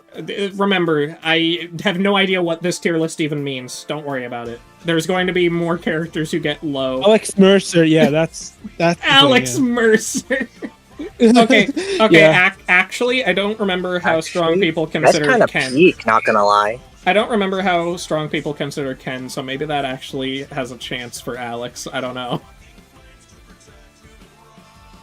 Anyway. I mean, that's an idea. No, Sukuna. No, Zenith. Anything else? Zenith. Sukuna was not last. Ken Kaneki was. I'm seeing a lot of mixed messages on what actually did end up getting last place. I am pretty sure it's. Your mom ended up in last place. Okay. So I want to give Viper time to do his stuff. So Jury is such a weird one in the sense that I don't think she would have gotten an episode outside of this contest. But who would ever vote for her in this contest when you look at the rest of the lineup? Like Jury has such a bad people spread. Really down bad for her. It's Melina. Melina is the only one that has any like big conversation around it. Yeah. And like it's been a while since we had gotten like another Mortal Kombat character, so I think Reina isn't terrible either, but I don't see that very often. Spider-Man was in the conversation at one point, but apparently only as a bad idea. No one really liked it. That was never... Spider-Man was never an option anyone considered good. No one likes Spider-Man, but people did use... I thought it was Spider-Gwen. Spider-Man. One time. I have never seen Spider-Man. No. It's because someone did it as a DDB one time, and then that became infamous because someone argued, Spider-Man would the choking her with the webs, bro. I remember. But either way, point is, no one ever liked it. No one. I have literally never heard of that matchup until like now. Well, it was a thing. It's exactly what Hyper said. Have you ever heard have you ever heard that anecdote about Spider-Man choking people with the webs to win a fight? Because the webs are so difficult to get rid of. Like I heard that part. Like the idea of covering their mouth or shooting it down their throat or something like that. I heard that. Like, that's where it came from. That's where it came from. No, I mean that throat thing technically came from. No, you see, I got the whole shooting web down the throat thing from what the original ending of Batman vs. Spider-Man was going to be. Because that was like the original ending. Oh, I don't remember. Spider-Man shooting. Don't you remember? Like, no, Spider-Man vs. Batman. Yeah, speaking of original endings. Speaking of original things, did you know that? Can I just at least explain this thing first? Yeah, what's up? What was the original ending? Or I mean, obviously, you kind of explained enough for me to know. Yeah, kind of, but it was supposed to Spider-Man was supposed to fill up like Batman's throat with like a bunch of web, and like it was gonna explode, and yeah, they kind of cut that out because they thought it was a bit too extreme, so they just went with the ending that we have now. That's so funny. I think the Captain Marvel comic might be after what we're referring to, but I'm not positive. I know that's a more modern instance of him using his webs like that. But anyway, Speedy, what I was trying to say is, it's really funny you bring that up, because Black Panther versus Batman was apparently also supposed to have an alternate ending, where Black Panther used necromancy powers to bring back Batman's parents and have them kill him. Oh, right! I remember hearing about that! What was that? Wait, hold on. When was that thing? I remember hearing this. I don't know if it's an actual thing, but I heard it talked about. Man, I really hope that's true. That sounds so fucking funny. I don't know if it's true, but I remember hearing this story. Okay, if that's true, then that's so weird because they never mentioned anything about necromancy in his episodes. So, like, what? That must have been like some sort of fake rumor someone was posted. Because, like, what even is that? Okay, anyway. So okay, back to Jury. Back to Jury. Her spread is just not good enough to really justify her being here. Sorry, Jury. Yeah, she's just gonna she's gonna be announced in like at the end of an episode, and then it's gonna be Melina, and then we're just all gonna be like, okay, that's cool, and then just. I think her most. I think one that was rising in popularity, but it was also another lightning in a bottle thing that faded out was Surge. Surge from Sonic. Yeah, I get the vibe, but nah. Alright, Spider-Gwen. Yeah, Spider-Gwen was the... No, wait, sorry, not Spider-Gwen. Mercury is not a good matchup. Sorry, just have to say that. No, sorry, Yuri versus, what was it? What was it? That one guy from Yakuza, yeah. Yeah, Goro Majima. That one actually is somewhat popular. Yeah, no, I've heard that one either. So I don't know how Hyper's doing, but we got to his two matchups. I almost feel like skipping them for now since he's almost ready. I am almost there. Just give me a moment. Yeah, let's do Mennonite instead. Yeah, oh man, Mennonite. He has so many he's such an overdue character, but holy crap, I don't think I can really pinpoint one matchup for him. I think Zero is like his overall best one, but I know it's Riku, right? There's there is no massive consensus. There's no massive consensus, but I know Riku is like there's Riku, there's Zero. There's the guy from Puyo Puyo. I heard Sparkster was a thing. Wasn't that something Ben talked about at one point? I could have sworn he did. It was an LK64 animation, and I think that's where the matchup took off. Yeah, no, because I remember Ben talking about that one and maybe considering it at one point. Beta Ray Bill does not sound very good to me. No, I do not get that. Actually, I get it because it's literally both of them have ships. That's it, Skullbug and Schizo is the name that I was thinking of. Yeah, that is also there. Zero, Riku, Schizo. Beta Ray Bill. I mean, I see Dark Pit up there. I don't know. That's not even the good one. Regular Pit's more pathetic. No, what? I said it's more pathetic. Oh, Virgil is an actual matchup. There you go. There's that one guy from Shiza. okay. Wait, Meta Knight, that's also a thing. What? No, I mean Yoda. No, I mean like legit Yoda is a matchup. No, that's fair, but you said Meta Knight first, so yeah, but that matchup died the second Yoda versus King Ricky happened. Yeah, but I'm just saying that that's the thing. I remember when you saw Yoda being teamed for playing Yoda. Yeah, that Luke. You're Was that cutting out Luke? so much. It was either Yoda or Luke, and we weren't positive which one it was. Yeah, because you saw both of them. I mean, it was obviously Yoda. I don't know why anyone thought it was Luke. Because Luke was in the foreground. I don't know what you're saying. No, I did not say. I did not say. Yes, you did. You did. Listen, I don't know or care what you actually guessed in the moment. Both of them were on screen. Luke was in the foreground. It was not unreasonable to guess Luke. Yeah, fair enough. Anyway. Meta Knight is a cool character. He's the only major Kirby character who hasn't gotten in. I know Bandana D, but sit in the corner. You're fine. Yeah, Marks. I don't really care for many Marks matchups, I have to be honest. No, but like he's a major character that hasn't gotten in. When you say he's a major character, he appeared in one game. Yeah, but like, dude, you see, actually, no, not in one game. Star Allies. Yeah, but he's not a major character in Star Allies, isn't? I mean, like, yeah, I guess, but like, you said appear in one game. I mean, like, that's not true. Well, no Kirby character appears in only one game, if we're being, like, totally real. I mean, Escardoon. Who?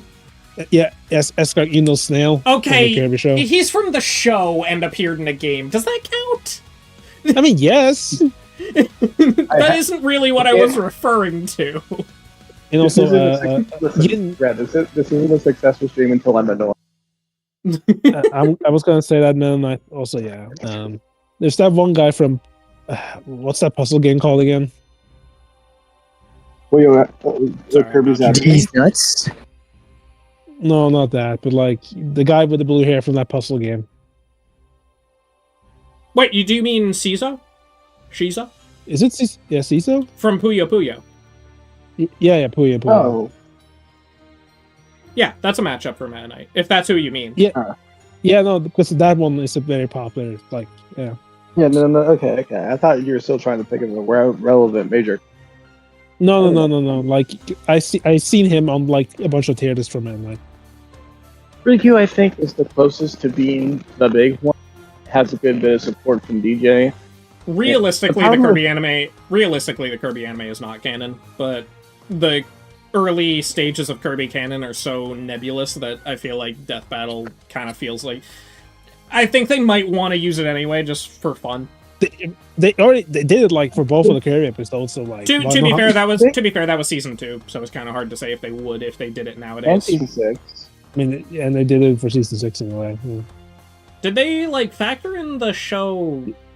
Okay, they did factor in the feats, but they did mention like the creating like a whole cartoon show. Then yeah, they would probably just do the same thing for Meta Knight. All right, but the big thing is for Meta Knight for me. I think he is someone who deserves to be on, but he is also one of the most obnoxious characters since a good while, and I have not had any good experiences actually discussing him ever. Fair enough. Especially versus Riku. That shit is way more complicated and stressful than it needs to be. People made it so complicated for no reason. It's because it's just gonna be like, oh yeah, no, Riku's gonna kill him, but then like Kirby, the Ghostman, is gonna like revive him by just touching him, and that's gonna be like an endless loop. And I'm gonna be like, anyway, Kirby's 4D, except not really. It's such an arbitrary way. No, like, sorry, that Ghostman, I think, it's such an arbitrary way for him to get realized. Holy shit! It's just from one like battle mode. Yeah, the Keyblade takes out the undead, by the way. But apparently people did not remember that when we had that debate. Months for versus Riku. Yeah. Okay, so next we might have to rely on you guys, audience, a little bit more. Mael, I believe that's how it's pronounced, from Expedition 33. I think I have no idea who that is. I'm just gonna sit this one. It is a very popular current game. She has Will. Which one am I? Mael. She has Will from Metaphor Refantasio as probably her most popular matchup. Oh, that. Game of the Year character. No one cared that much. Technically, we have to wait to see if she will be at the Game Awards, but she will. Very likely. But also Titus. That's another matchup. Titus. I can't say what I want to because we're on stream, so instead I'm just. What are you ranking? Where is it? Just look at the team. You look in the group chat. Okay. Yeah. You're going Thank in order you, from Gavin. left. You're happy for CSK. DBW guy. Okay, gotcha. All right. Unfortunately, I don't think any of us know this character. Yeah, I know a little bit about her. But at the same time, I don't know her matchups. I don't know her versus stats or anything like that. So the big problem for Mael and why she didn't do so well, because Expedition 33 does not have any real presence. I think there will be a huge boom in our community. In our community, yeah. Why is she even doing here? She's a popular character. She's popular. That really is what it is. She is a popular character. But literally, what is she doing here? It's gonna get slaughtered so hard. I think you say this like her game isn't going to be Game of the Year. It probably won't be Game of the Year, honestly. I think it'll be a nominee, but I don't actually believe it's going to win. It's gonna be like the Avatar, man. People are gonna praise it, but no one's actually played it. Why is she popular? Because the game was massively popular. I mean, dude, my big brother.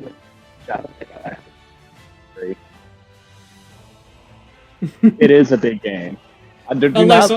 So I do genuinely think Hollow Knight Silksong is a solid contender for Game of the Year, but there are plenty of contenders. I think Expedition 33 is absolutely going to get nominated, but I don't necessarily expect it to win. Yeah. That's where I'm at. That's where I'm at. I don't know anything about them. I want to play the game when it's on sale, but that's about it, really. I don't really care that much. Now that you're situated, just speed run everyone we've done already. So just look at the tier list. You can look in the stream, or you can look in the tier list itself. I'm just gonna go in the order of the extra tiers. Ash Williams, he's cool. I like him. I'd probably put him like A tier. Sorry. Hyper, ignore the tier list. The tier list means nothing. We're just interested in talking about the characters who we would want them to fight, things like that. If you could keep it to that, that'd be awesome. Okay. Who would I want him? Frank West, easy pick there. Edward, I would like him for a return. Yeah, he's cool. Who I want him to fight? Okay, this might sound weird, but honestly, I would just go with Frieren. I want them to face each other. Yeah, Frieren. Yeah, I'd rather just face each other, to be honest. I'm gonna be real. Okay. But it's whatever. Find it to be a weird matchup, but... Rimuru, the one we did in the event. That's all I really have to say. So Kumiko / Shira Ori. That's, there you go. Yeah. Spider Girl. They're very cool, yeah. I already said who I wanted her to face, and it's just Ed, but... I mean, I could be fine with, like, other ones, but, like, I plan to watch her. I have a figurine of her that I got on a trip. And you haven't watched it? No. You have... Red, you have the Keyblade, and you've never played Kingdom Hearts. Yeah, but that was... It's the one where she's, like, sitting down all sad. I have it. I plan to open it when I actually watch it, and I do plan to eventually. Slenderman! What the hell did you guys say about Slenderman? We like the idea of him in Death Battle, but we do not care about any of his matchups in particular. I mean, I will support Bang's cause and say Sadako. I think that'd be really funny. Pac-Man, I don't really care that much. I'm gonna be real. Luigi, I guess. That's all I can say. I don't even care that much. I'm Luigi's Hyper. the only one. It's just the only one. Luigi's like the only character I care about. Just say Kirby. I prefer Luigi. No. Just say Kirby. My God. Samus. I will say, What did Hyper. you say? There is a blog coming up for Pac-Man versus Frogger. If Frogger becomes versus viable, that changed your mind. If Frogger becomes viable, that would honestly be kind of cool. Frogger? I don't. Listen, no, Hyper, I understand the gut reaction, but if Frogger ended up being an actually versus-worthy character, thanks to the blog, would you be into that? Okay, but what if he's feetless? If he's feetless, then damn. Yeah. If he's feetless, If he's feetless, there would not be a blog. When they teased it with like a little image, they said that Frogger had immortality hack. For the record, Zenith, yes, he does do at least some stuff in those games, and those games are being included.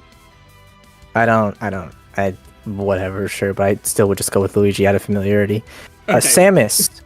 I mean, yeah, she's like the queen's kind of like face of DB, like when it's like the very first episode, Screw Attack and all that.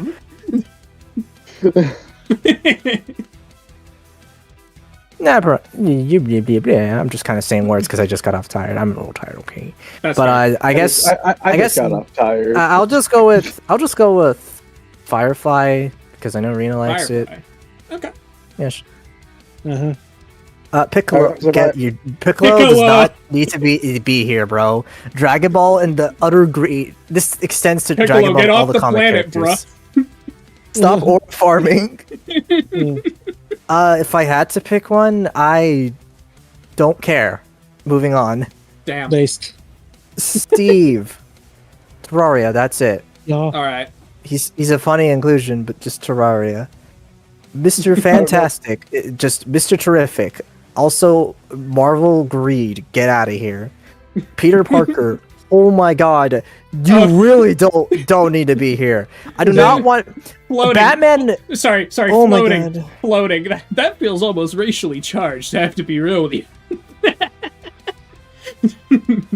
Okay, go on, Spider-Man. Batman. Wow, I like Batman. That doesn't mean I want Spider-Man to be. That doesn't mean I care about Spider-Man being here. Like, I don't think he needs to be here. Don't you want him back after like?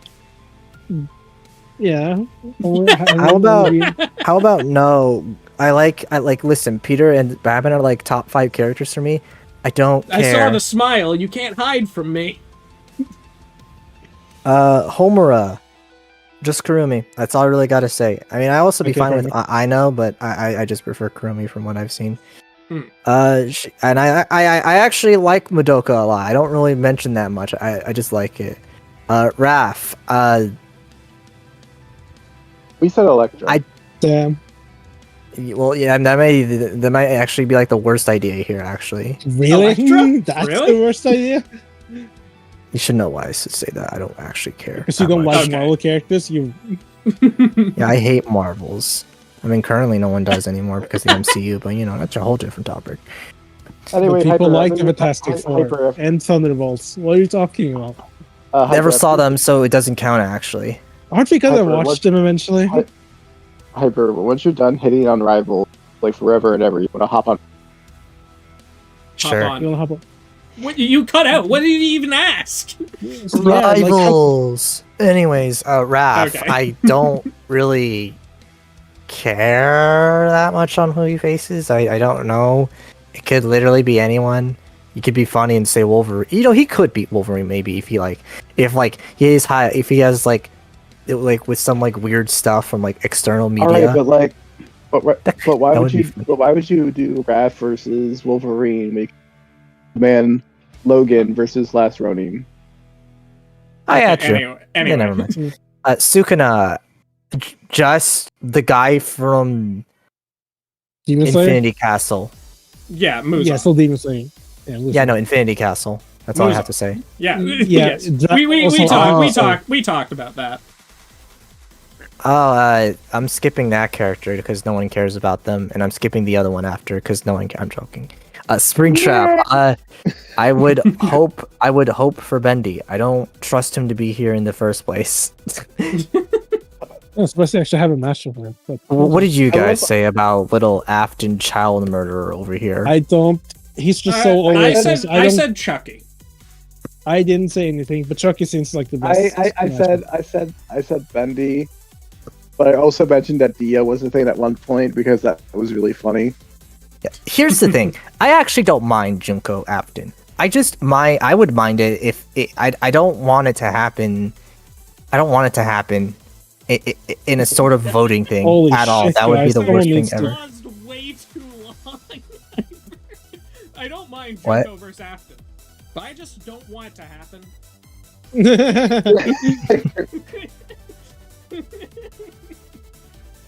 Okay, Miku. Slappy for Chucky is a thing, but it's just not as Slappy completely demolishes Chucky. Miku. I mean just Barbie because Gumball currently is threatening me to say if I say anything else. So you know. Don't tell them about the knife against your neck. Okay, what even is the song? This is literally just Darude saying story.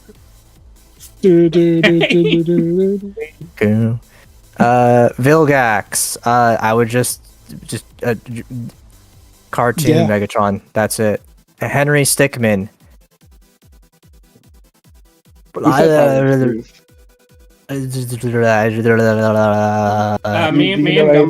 and Gumball said Problem Sleuth. Do you know who? What the hell is that? It's from the same guy who did Homestuck. It predates Homestuck, actually. Well, I'm disinterested already.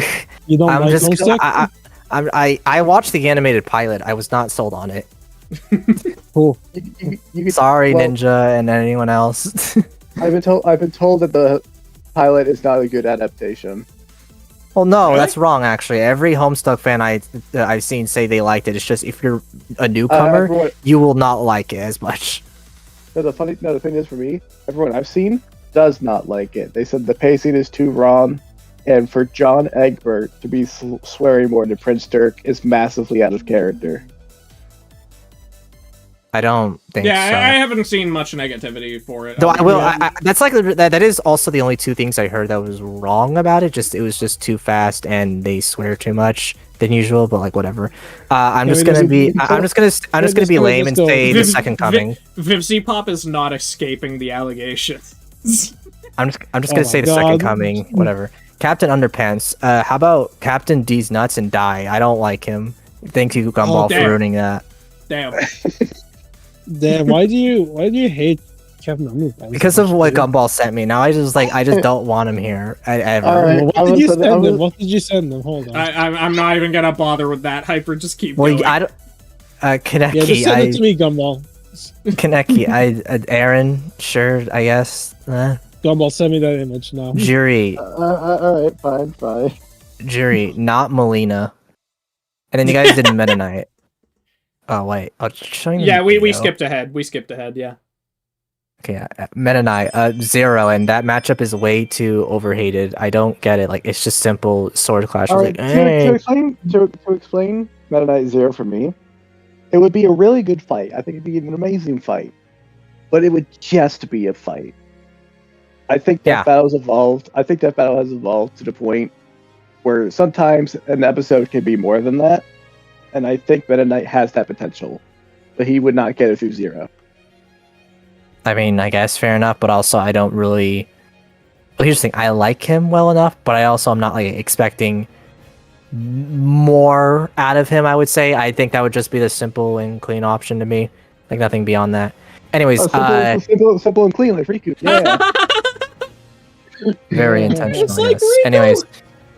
Anyways, these two, I got a lot to say about them. Let's start with Phoenix. No. Actually, hold on. You skipped Mile.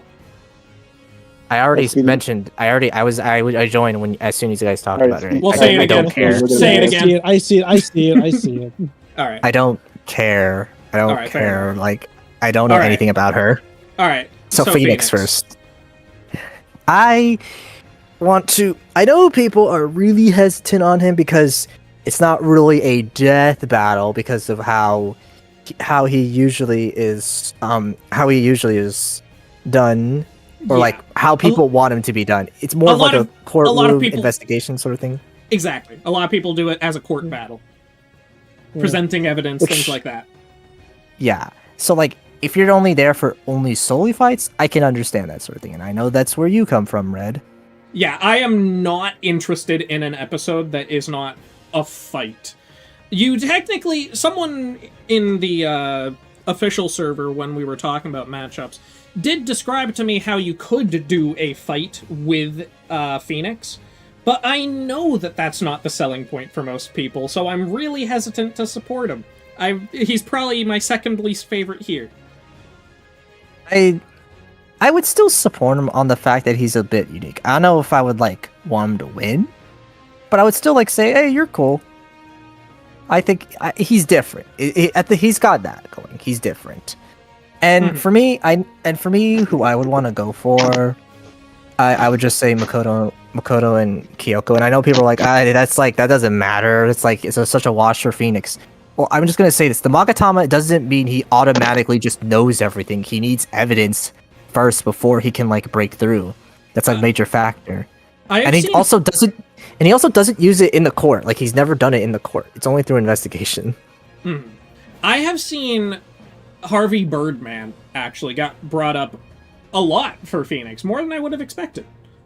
Well, Harvey Birdman, that's Yeah. That is probably the one that I see the most people call their favorite Phoenix matchup. Harvey Birdman. I don't know who that is, but I think Makoto and Kyoko can work it out. People are like, oh, how does that work? Both are kind of like in a similar situation where it's like, it's not like Edge or Saul where one's a prosecutor and one's a defense attorney. And I heard of a way that is like that you can make it work where both are actually technically innocent in this sort of way, but whoever can argue their side better is the true innocent one, and then the loser is the guilty one.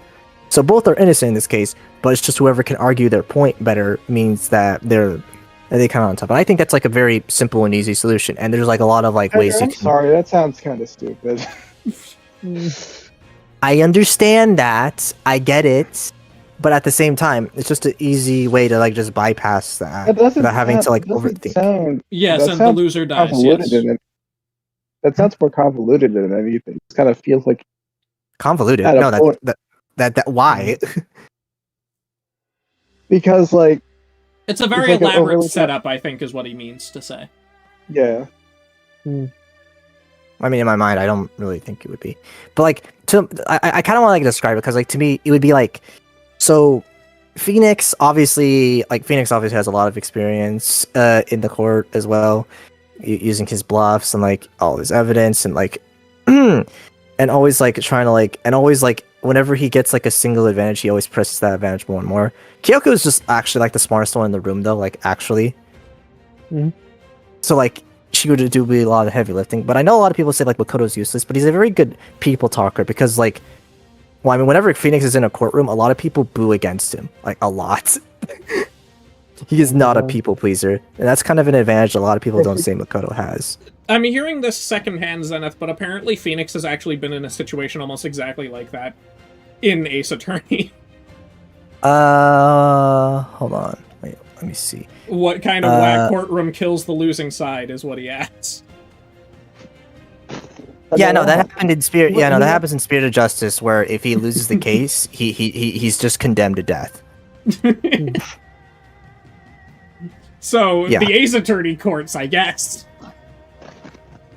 Yeah. Anyway. I think it can. I think it can work. I'm obviously I'm less interested in it because I would be looking for a fist fight or something like that, and that's just not what people want out of it, so therefore I don't want it. Anyway, his most popular is Saul. No, that's Edge. I unironically do not think Saul is his most popular. People talk about it a lot, but I don't. I think it would just be Makoto because he's turning Danganronpa comparisons. Guys, it's Edge who has Saul as his most popular. Yes. Yeah. Phoenix definitely has Saul in the conversation too. Don't get that wrong either. But it's not his most popular. I would say yeah. I would say that Zenith. Yeah. Yeah. Okay. Now we go to Flowey. Flowey. I don't want Flowey. I don't care about Flowey. I do not want Flowey. I do not like Flowey's matchup pool.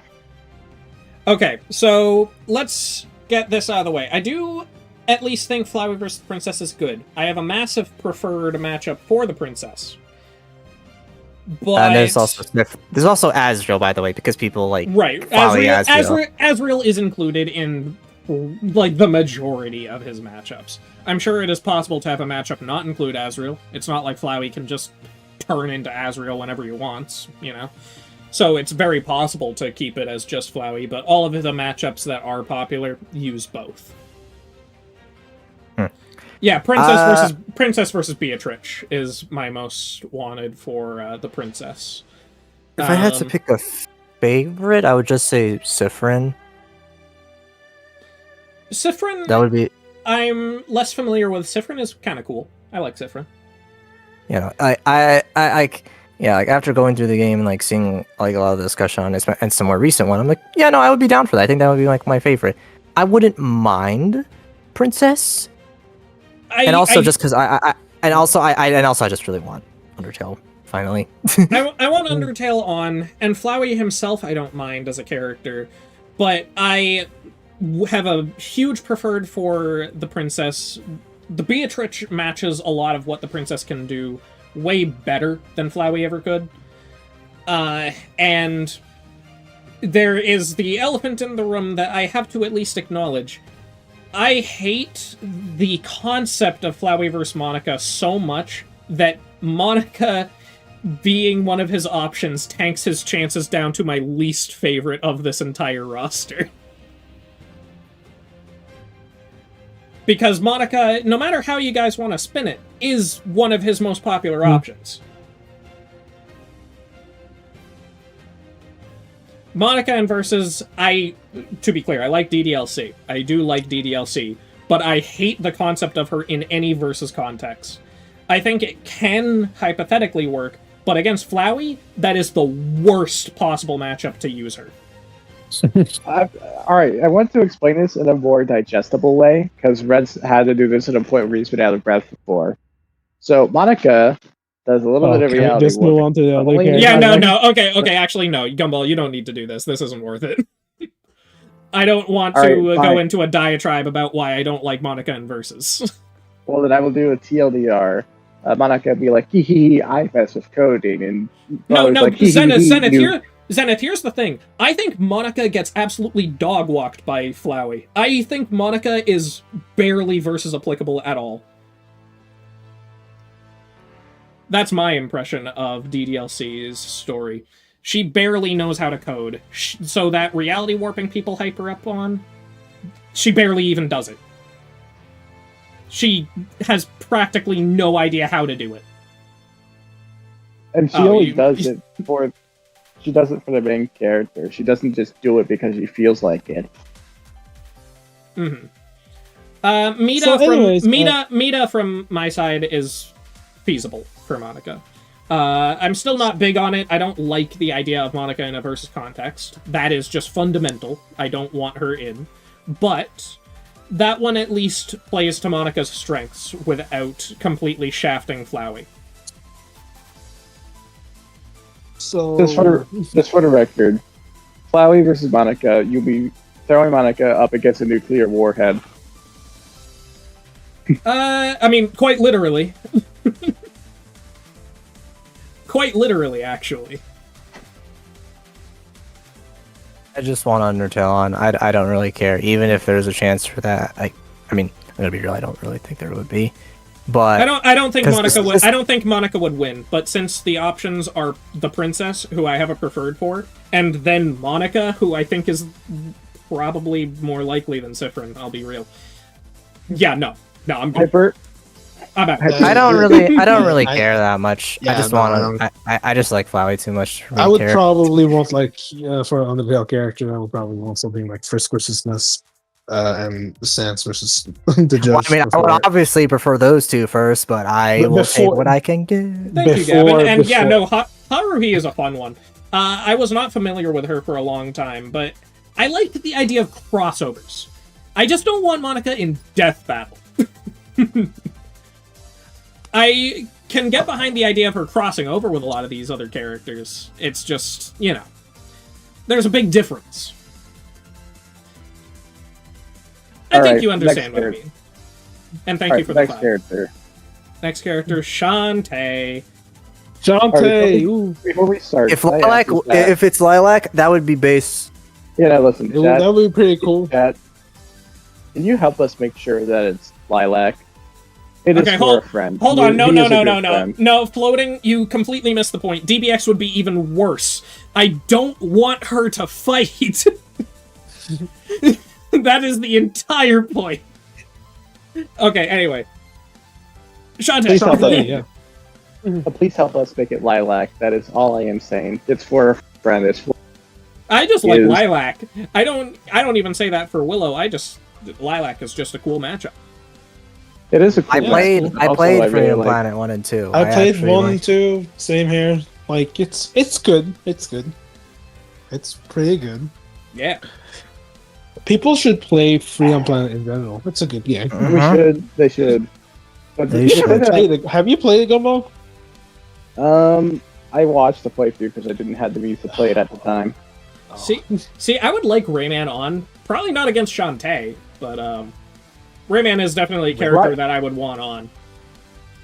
The Right Rumble was fun. I think that's why they said that matchup.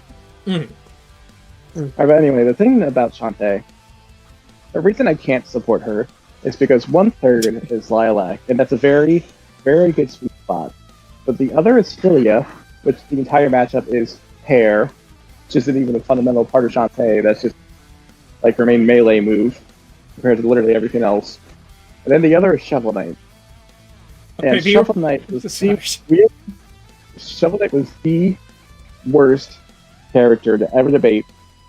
It caused me so much stress every time I ever had this researching and talking about Meta Knight to other people. So insufferable, and I never want anything like it again. I just need to say this. Zenith, I don't trust a person who says, "Oh, Rayman's fun. I remember playing the first game." I don't trust you. I don't. Have you ever? When was the last time you played the first Rayman game? Okay, I keep trying to talk. I'm talking about Shovel Knight. I think Shovel Knight is the worst option because he provides the worst debate that I've ever had. I do not have luck with knights, it seems, both meta and shovel. These fuckers. Yeah, I'm not that huge on a Shovel Knight run back, but yeah, no, Zenith. The original Rayman is not that fun.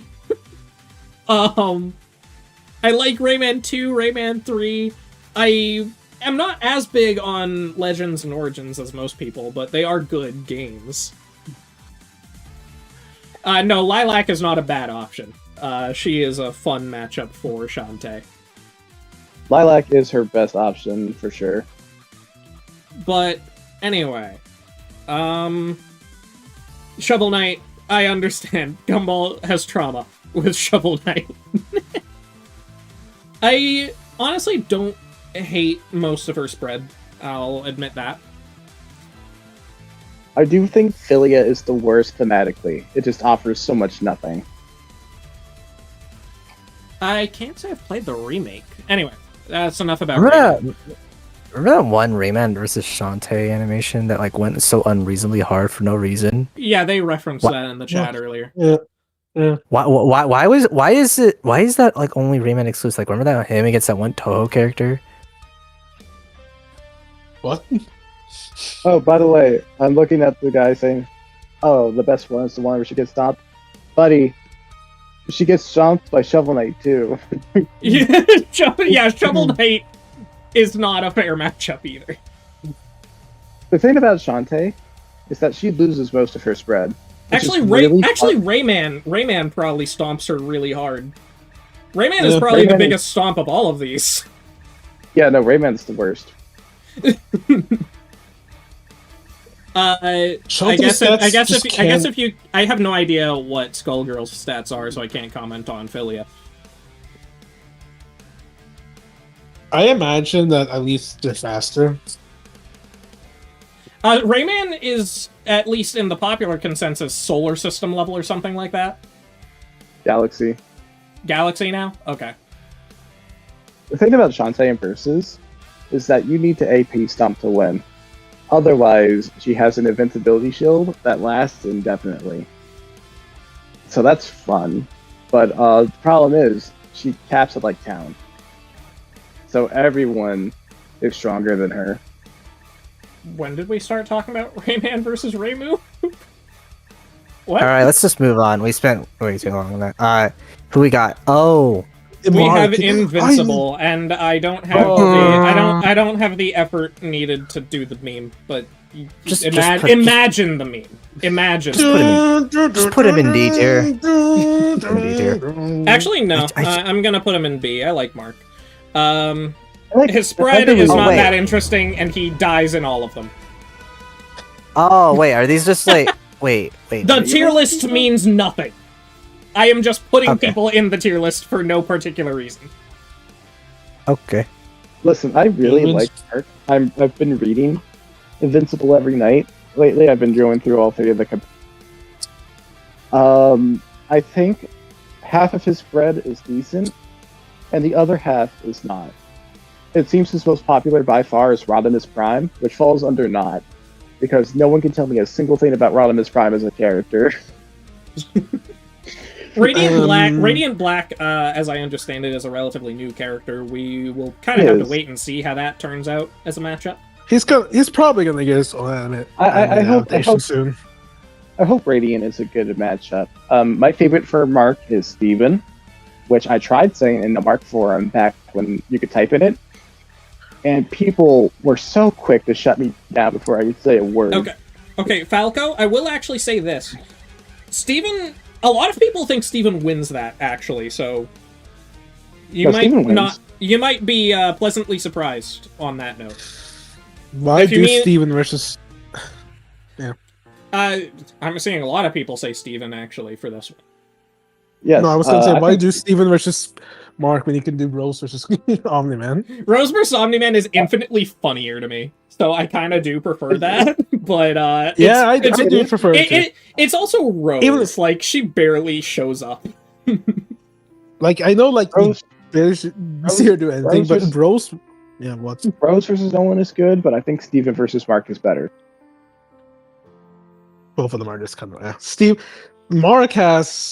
Mark's regen has a limit. If he takes too much damage, he will just die. He can't regen from literally anything. Mark...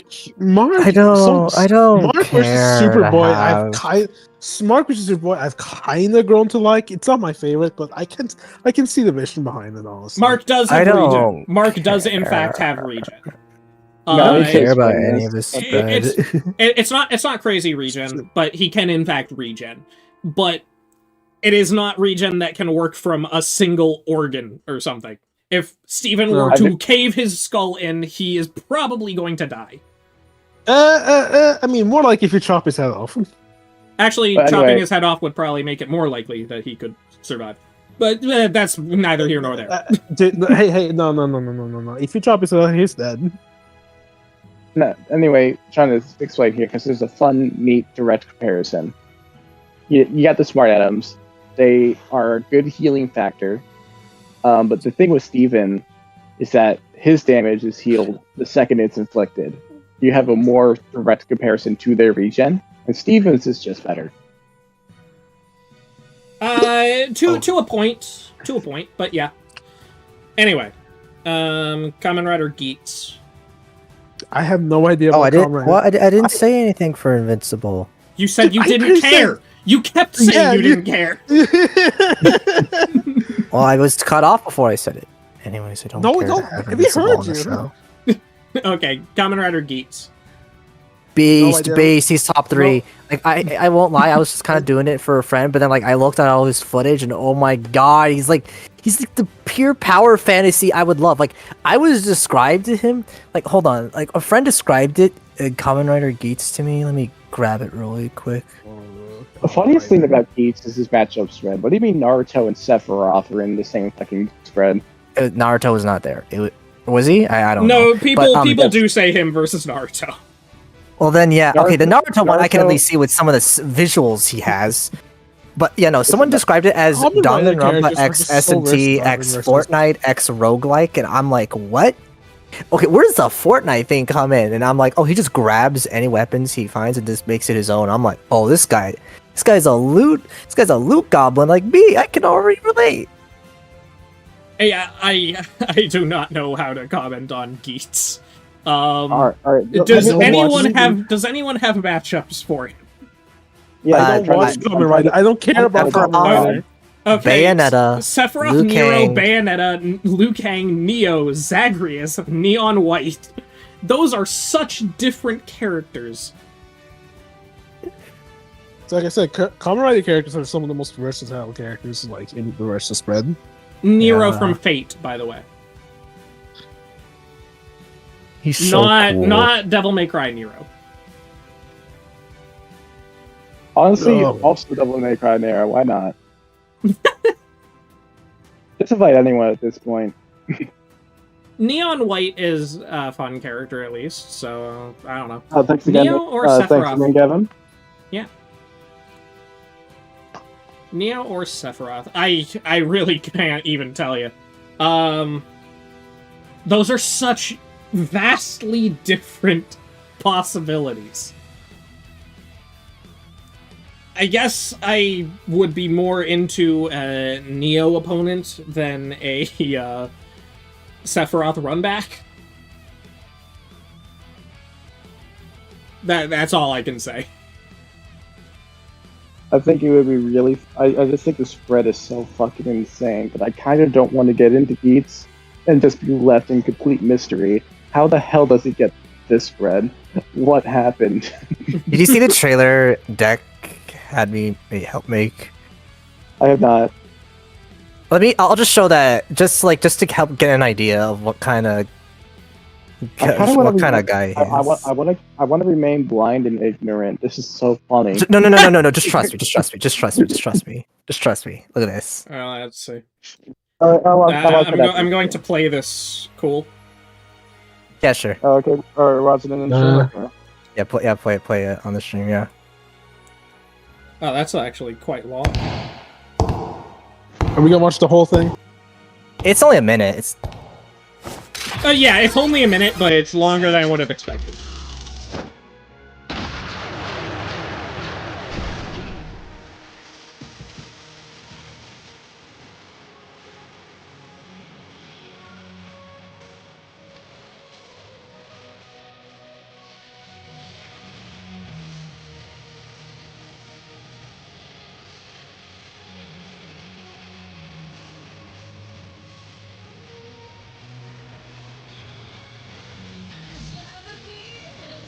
Yeah, like, just based on this, I do like the vibe of Neo probably more than, Sephiroth.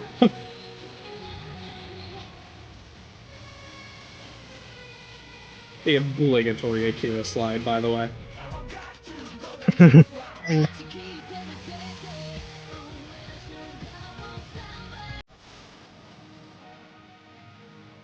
Alright.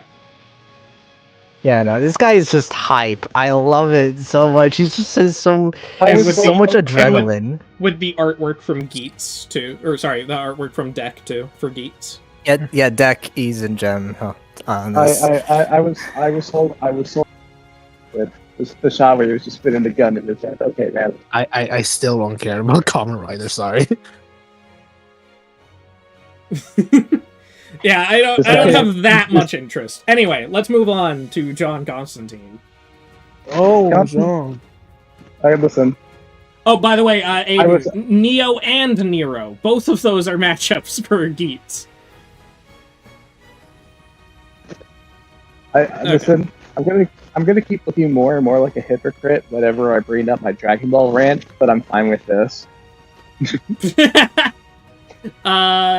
Constantine, obviously Rido is the most popular, but he does have some other options that people do like. The Doctor. Strange. Yeah, the Doctor. The Doctor. I can't remember what else it's he not has. just the Doctor. The wishing matches are so stupid. The wish matches are so stupid. Okay, but what other matchups does he have? Because I can't remember what else he has besides the Doctor. I keep saying Doctor Strange. Doctor Strange is unironically a matchup. Let me see. Just put him against any other Marvel magician after.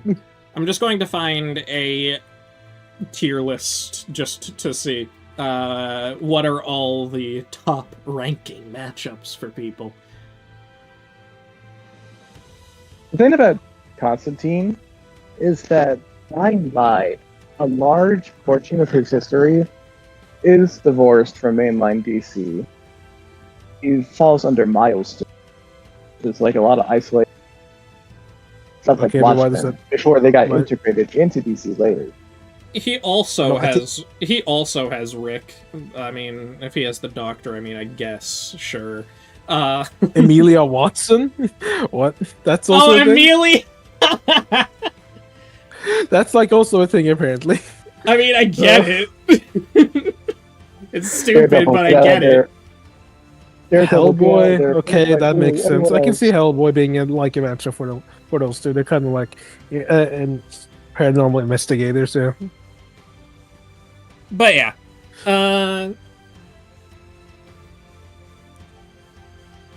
It's a lot of magic users and a lot of detective-type characters. Those are generally the things that I'm seeing repeated over his matchup spread.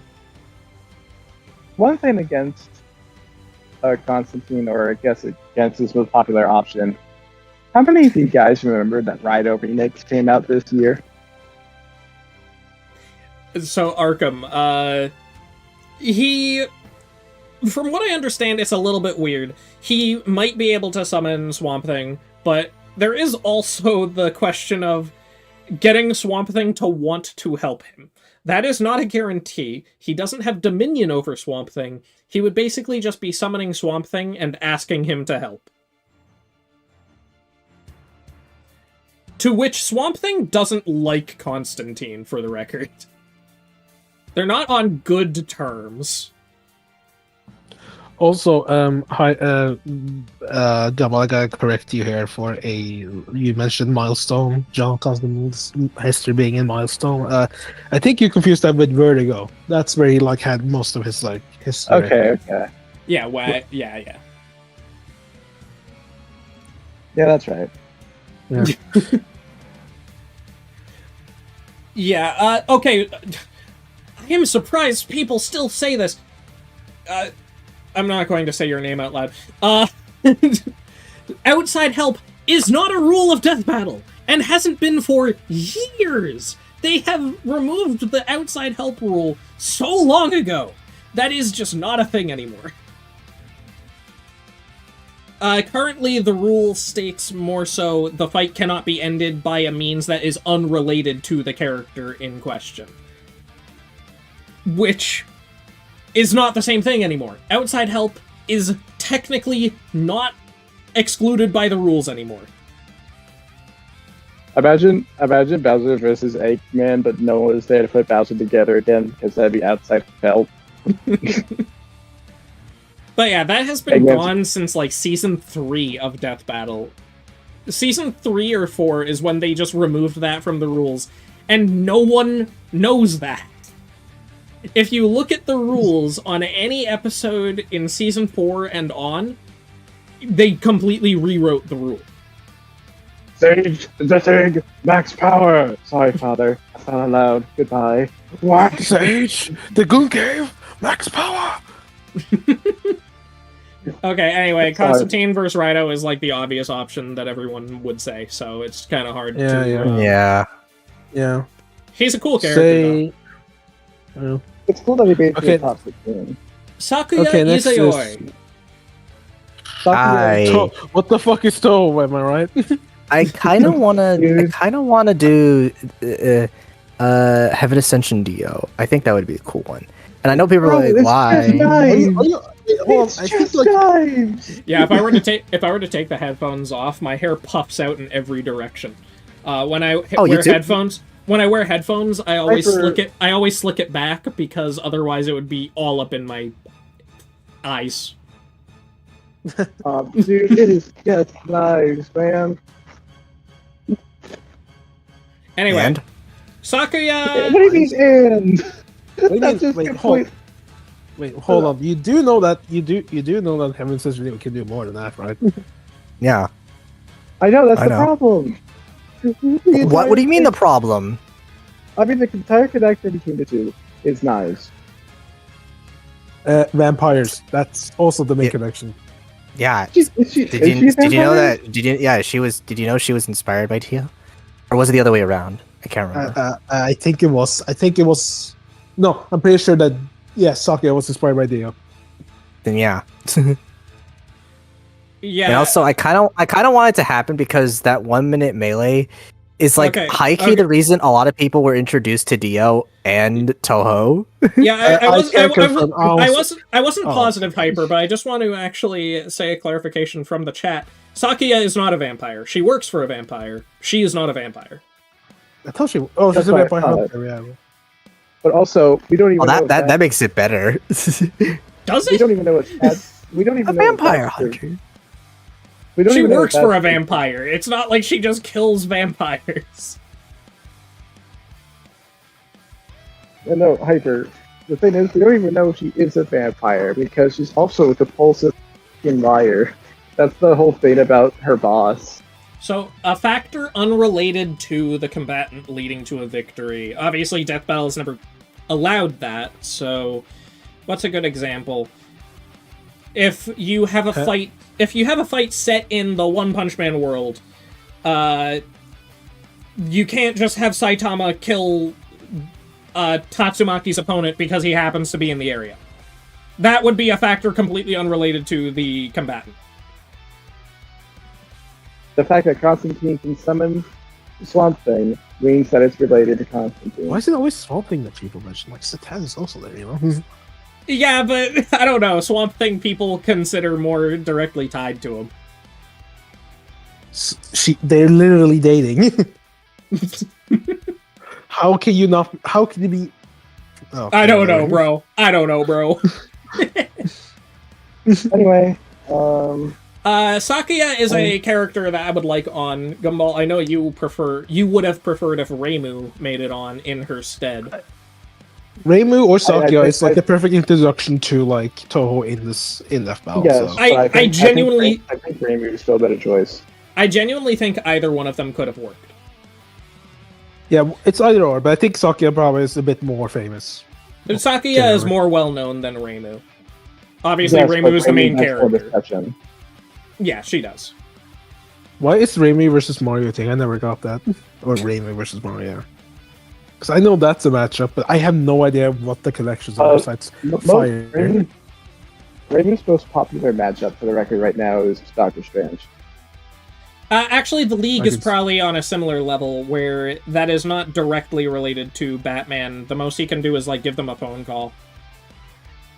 I don't think he can literally teleport them to his location at will. I don't think that's really a thing he does.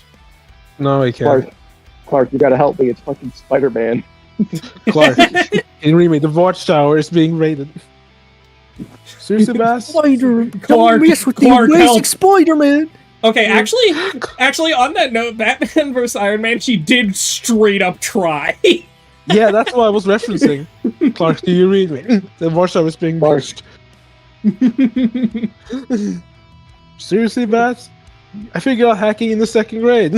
Okay. Anyway, the last two. It's kind of unfortunate that we saved these two for last. Let's do Cyborg. Yeah, Cyborg. What matchup does he have besides Android 17 and? I guess Team Wiz because they. I want to say something, but I don't think I'm allowed to say it. We're not gonna. No. Cyborg is put up against Robot Man, against the Thing. Yeah. There's that one. And the one you said. And Peacemaker. Peacemaker. Okay. No, not Cyborg. I'm not gonna elaborate. I'm not gonna. Fuck you, Hyper. I get what. Oh, damn it. Oh, god damn it. Oh. Anyways, Cyborg's cool. I do not think he deserves to be here either. I don't care, but but like he's cool. I like some of his matchups. No, I think one of the big reasons he's here is because he's one of the only Justice League characters. And I know he's not like core Justice League for a lot of people, but he's been getting to that level. He's one of the last ones who hasn't been on. Also, it would be cool to have. It also would be cool to have like a Teen Titans character that is Raven. I want to let you guys in on something. Well, first of all, we had Wally West, but also I want to let you guys in on something. I'm sure Machine Man is also a character, but I've heard Robot Man. I don't know who that is, but I've heard that name said. I don't know who Machine Man or Robot Man are, but I'm sure they both exist. Robot Man is a DC character. He's part of the Doom Patrol. Yeah, it's part of Doom Patrol, so like it's just the same serious matchup. Damn, that's crazy. Yeah. Anyway, the thing is also a matchup for Cyborg. Gavin, for $2, all he did was say "booyah," and y'all hated him. Hey, I think he would have been cool. It's just that he doesn't belong here at all. Wait, shit.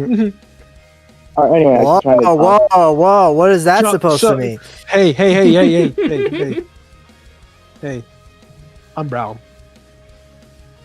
Maybe Robot Man versus Thing. Not according to the people in Fortnite. Maybe Robot Man versus Thing was what I was thinking of. I could have been misrecalling the conversation.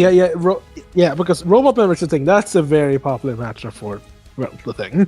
Anyway, I keep trying to say here. A fun fact about Cyborg.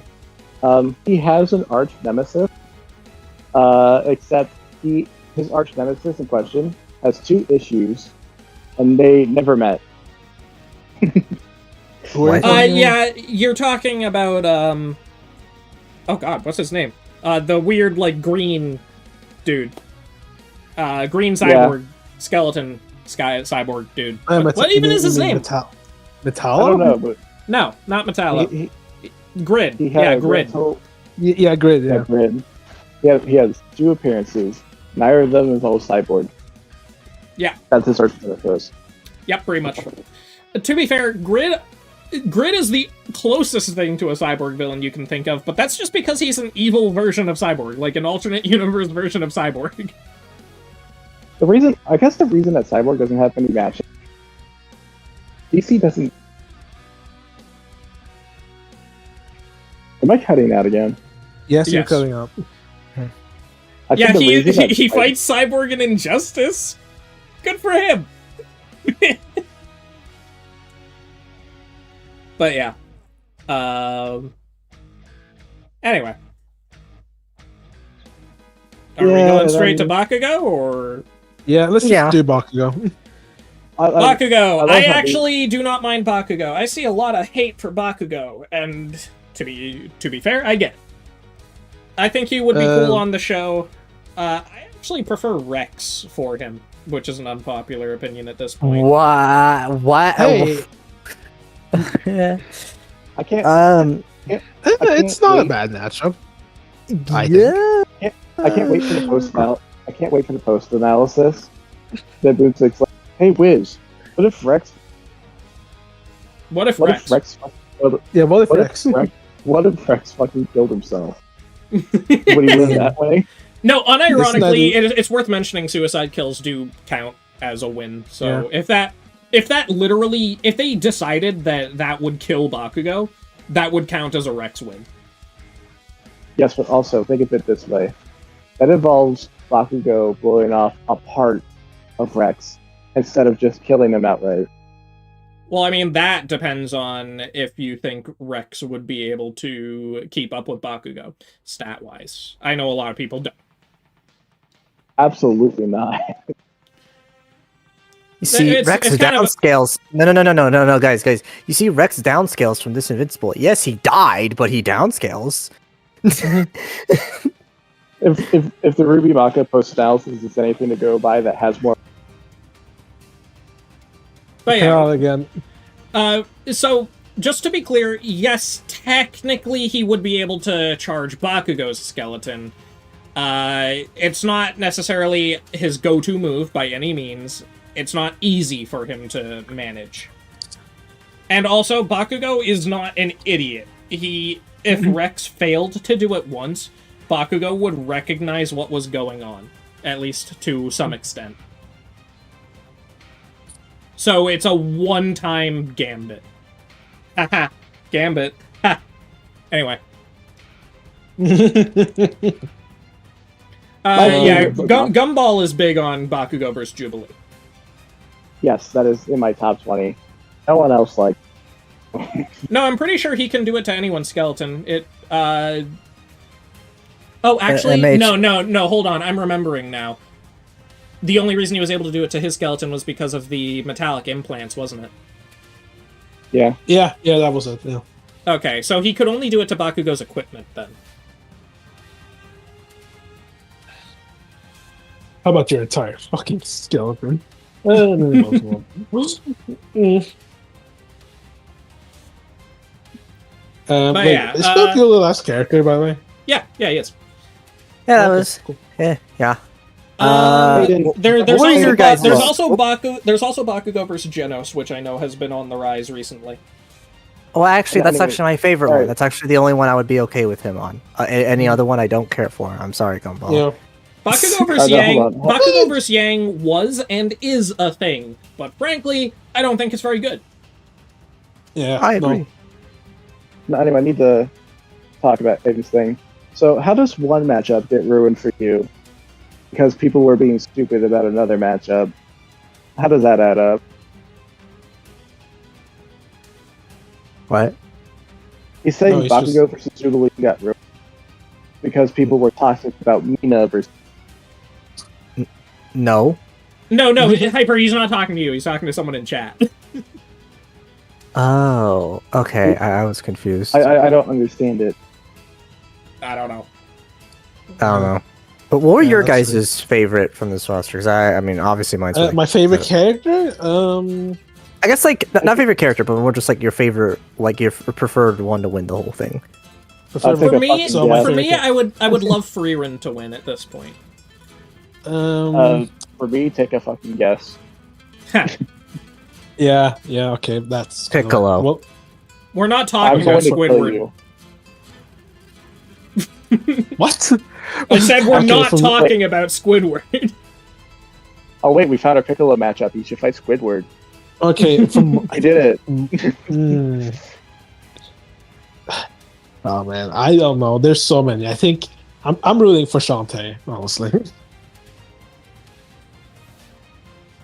I am rooting for Flowey. The only character who even has a chance of making it out of the preliminaries that I care about winning in any regard is Frieren. But she might get knocked out by Phoenix, and if she gets knocked out by Phoenix, Hyper, you have to realize I'm killing this man. He's dead. Alright, but also, no. I need to correct chat.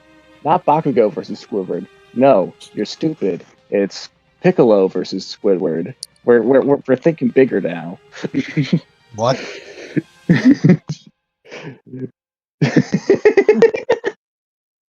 Take everything I say as serious as possible. I mean every word. Oh. Well, now that we've done every character, what now? Lupin should have been in it. What do we? I guess what we like. Predictions on who you all think will win? Who I think will win? That's really difficult to say because of how the format works. Yeah, I think the final two, if Death Battle cares about the big ones, the final two will be Miku and Afton, and who wins from there is up to God. I do honestly think Henry has a good chance of making it up there too. Mm. Henry and Meta Knight are ones I would look out for if they're not eliminated early on. Springtrap is probably going to take this whole thing. Okay, Falco, I can respect you liking those characters. Nah.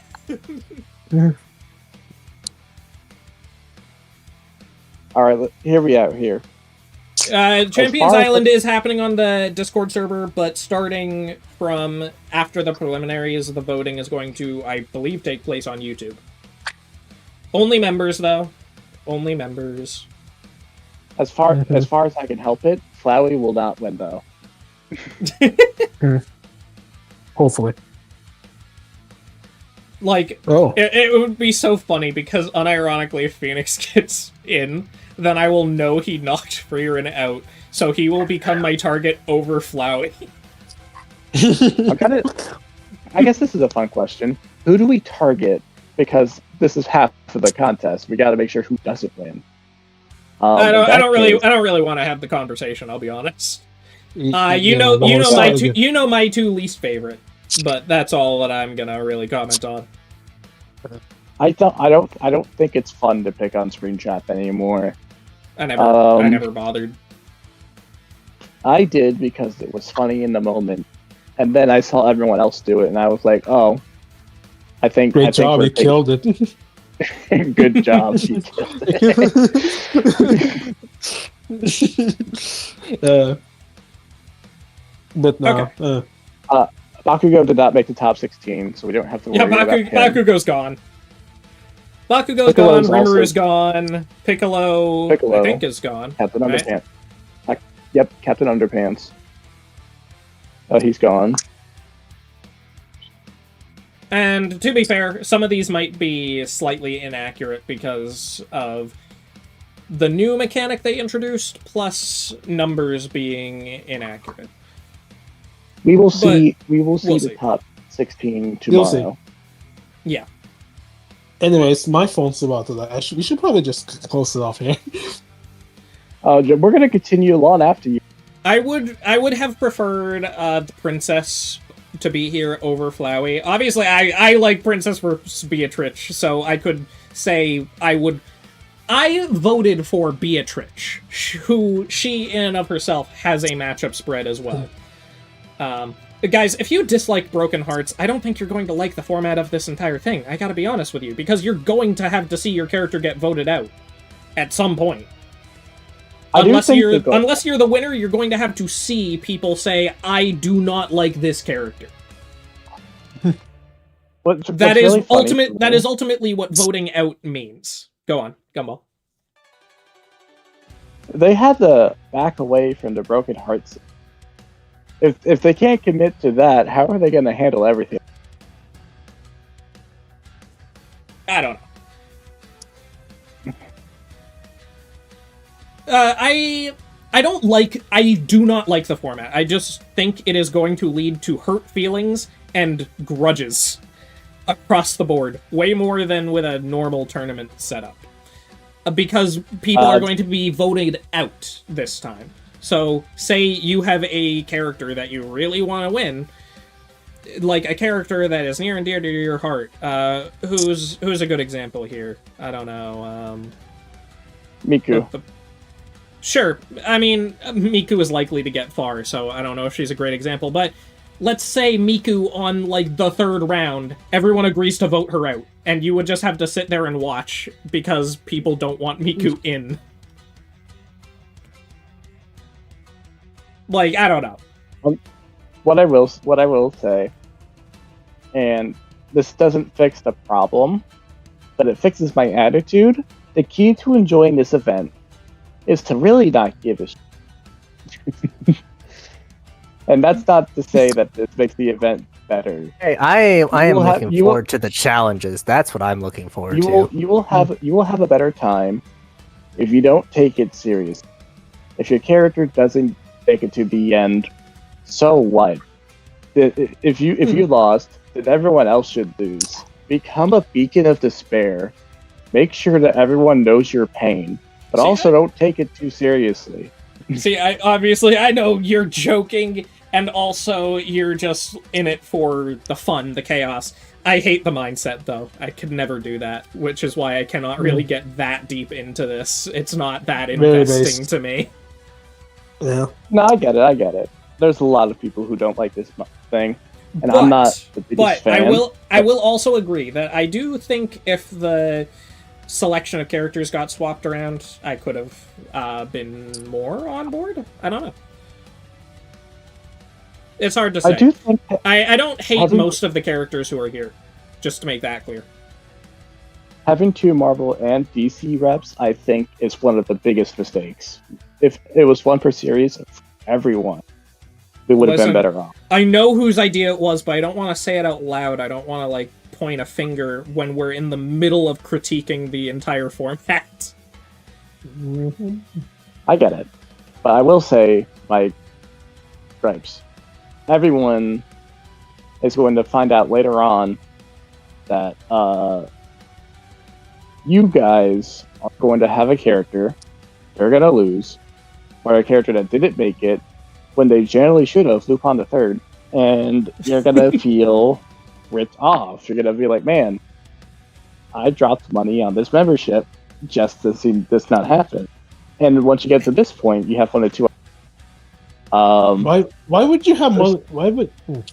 No, okay, that is actually just a thing. A lot of people get memberships specifically to participate in these events. Yeah, that's what I did. That's stupid. Anyway.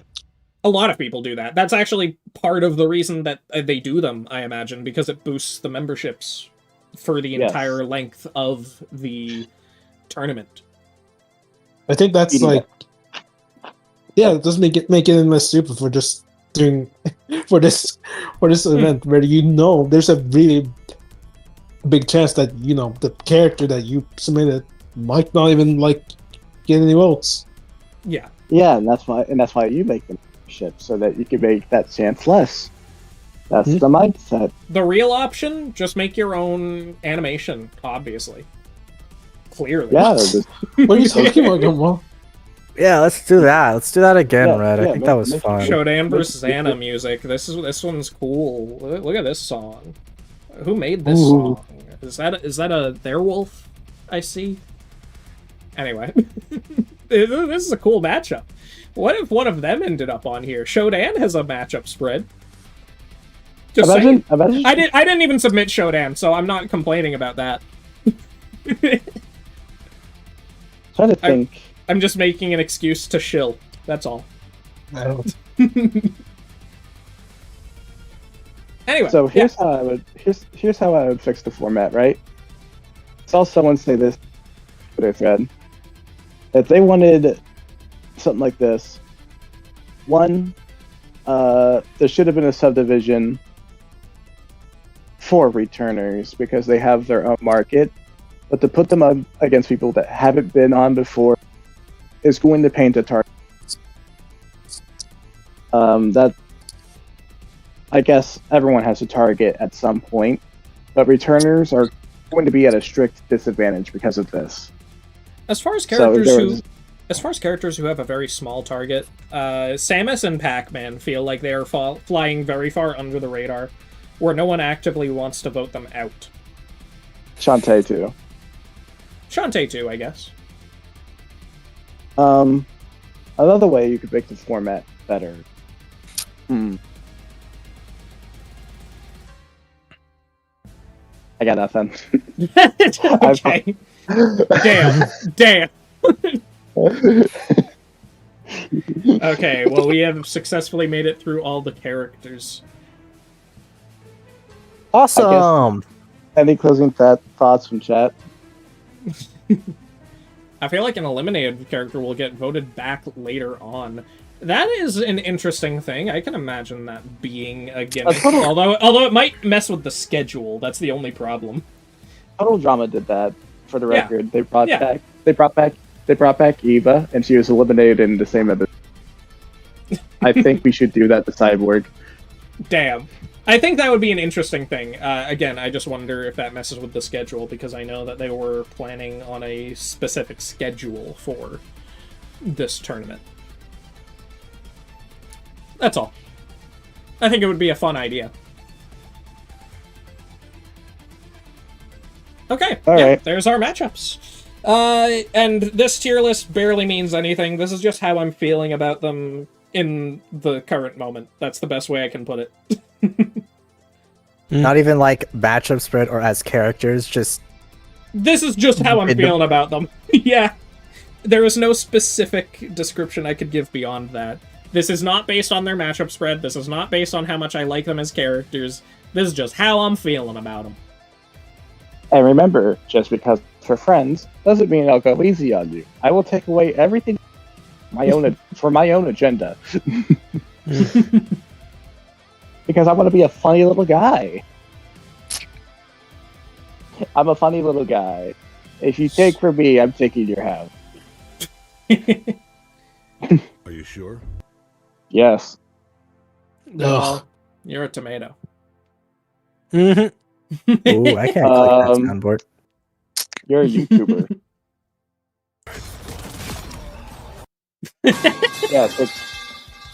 Take that.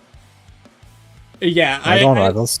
So the only thing with Rimuru versus Anos, I do like Kumiko the most, because I think their character dynamic is just really funny. Anos, I worry that is a lot of stat boarding for Rimuru, as opposed to focusing on his character. I'm sure that isn't necessary, but I worry that would be the case. I forgot. Who do you think got the golden heart on both teams? I don't know. I'm not gonna guess, because when that round was originally starting, when I was originally looking at the chats to see who could I put my heart on, maybe I could help out with a specific cause, there was no organization at all. So I don't know. I mean, I saw I saw a lot of people saying for Geats, I guess, but I don't know. All I saw was that Tiki said that it was very interesting. And I'm gonna be like, okay, you want to play coy, you little bitch? Then I guess I will not say anything. I won't give you the satisfaction. You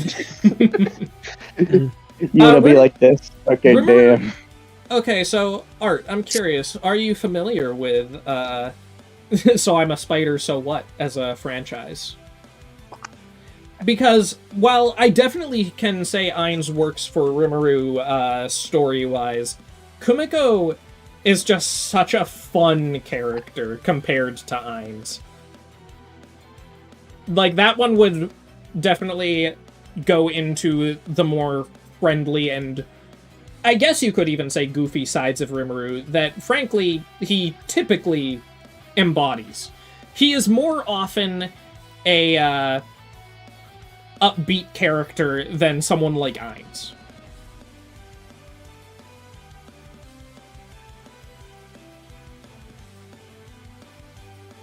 That's the main reason I prefer Kumiko, and also the fact that Kumiko has a better chance against him than Ainz does.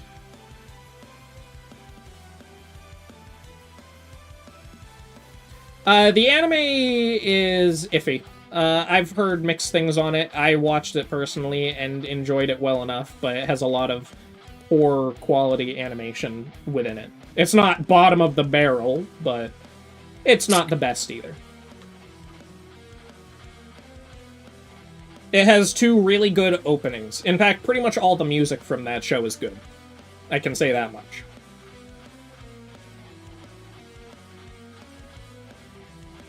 I'm thinking Miku.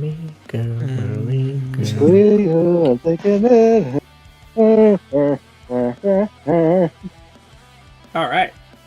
Anything else? Or are we about to wrap up? I think we could wrap up. I have nothing else to say. Also, my phone's about to die. Alright. Well, yeah. Good seeing you guys. I will see you again for Blade vs. Buffy, and maybe some other videos. I do intend to upload stuff. Believe it or not. Oh my god. Bye. Pressing the button, but I'm pressing the button, but I'm going to look directly into camera as the stream ends, because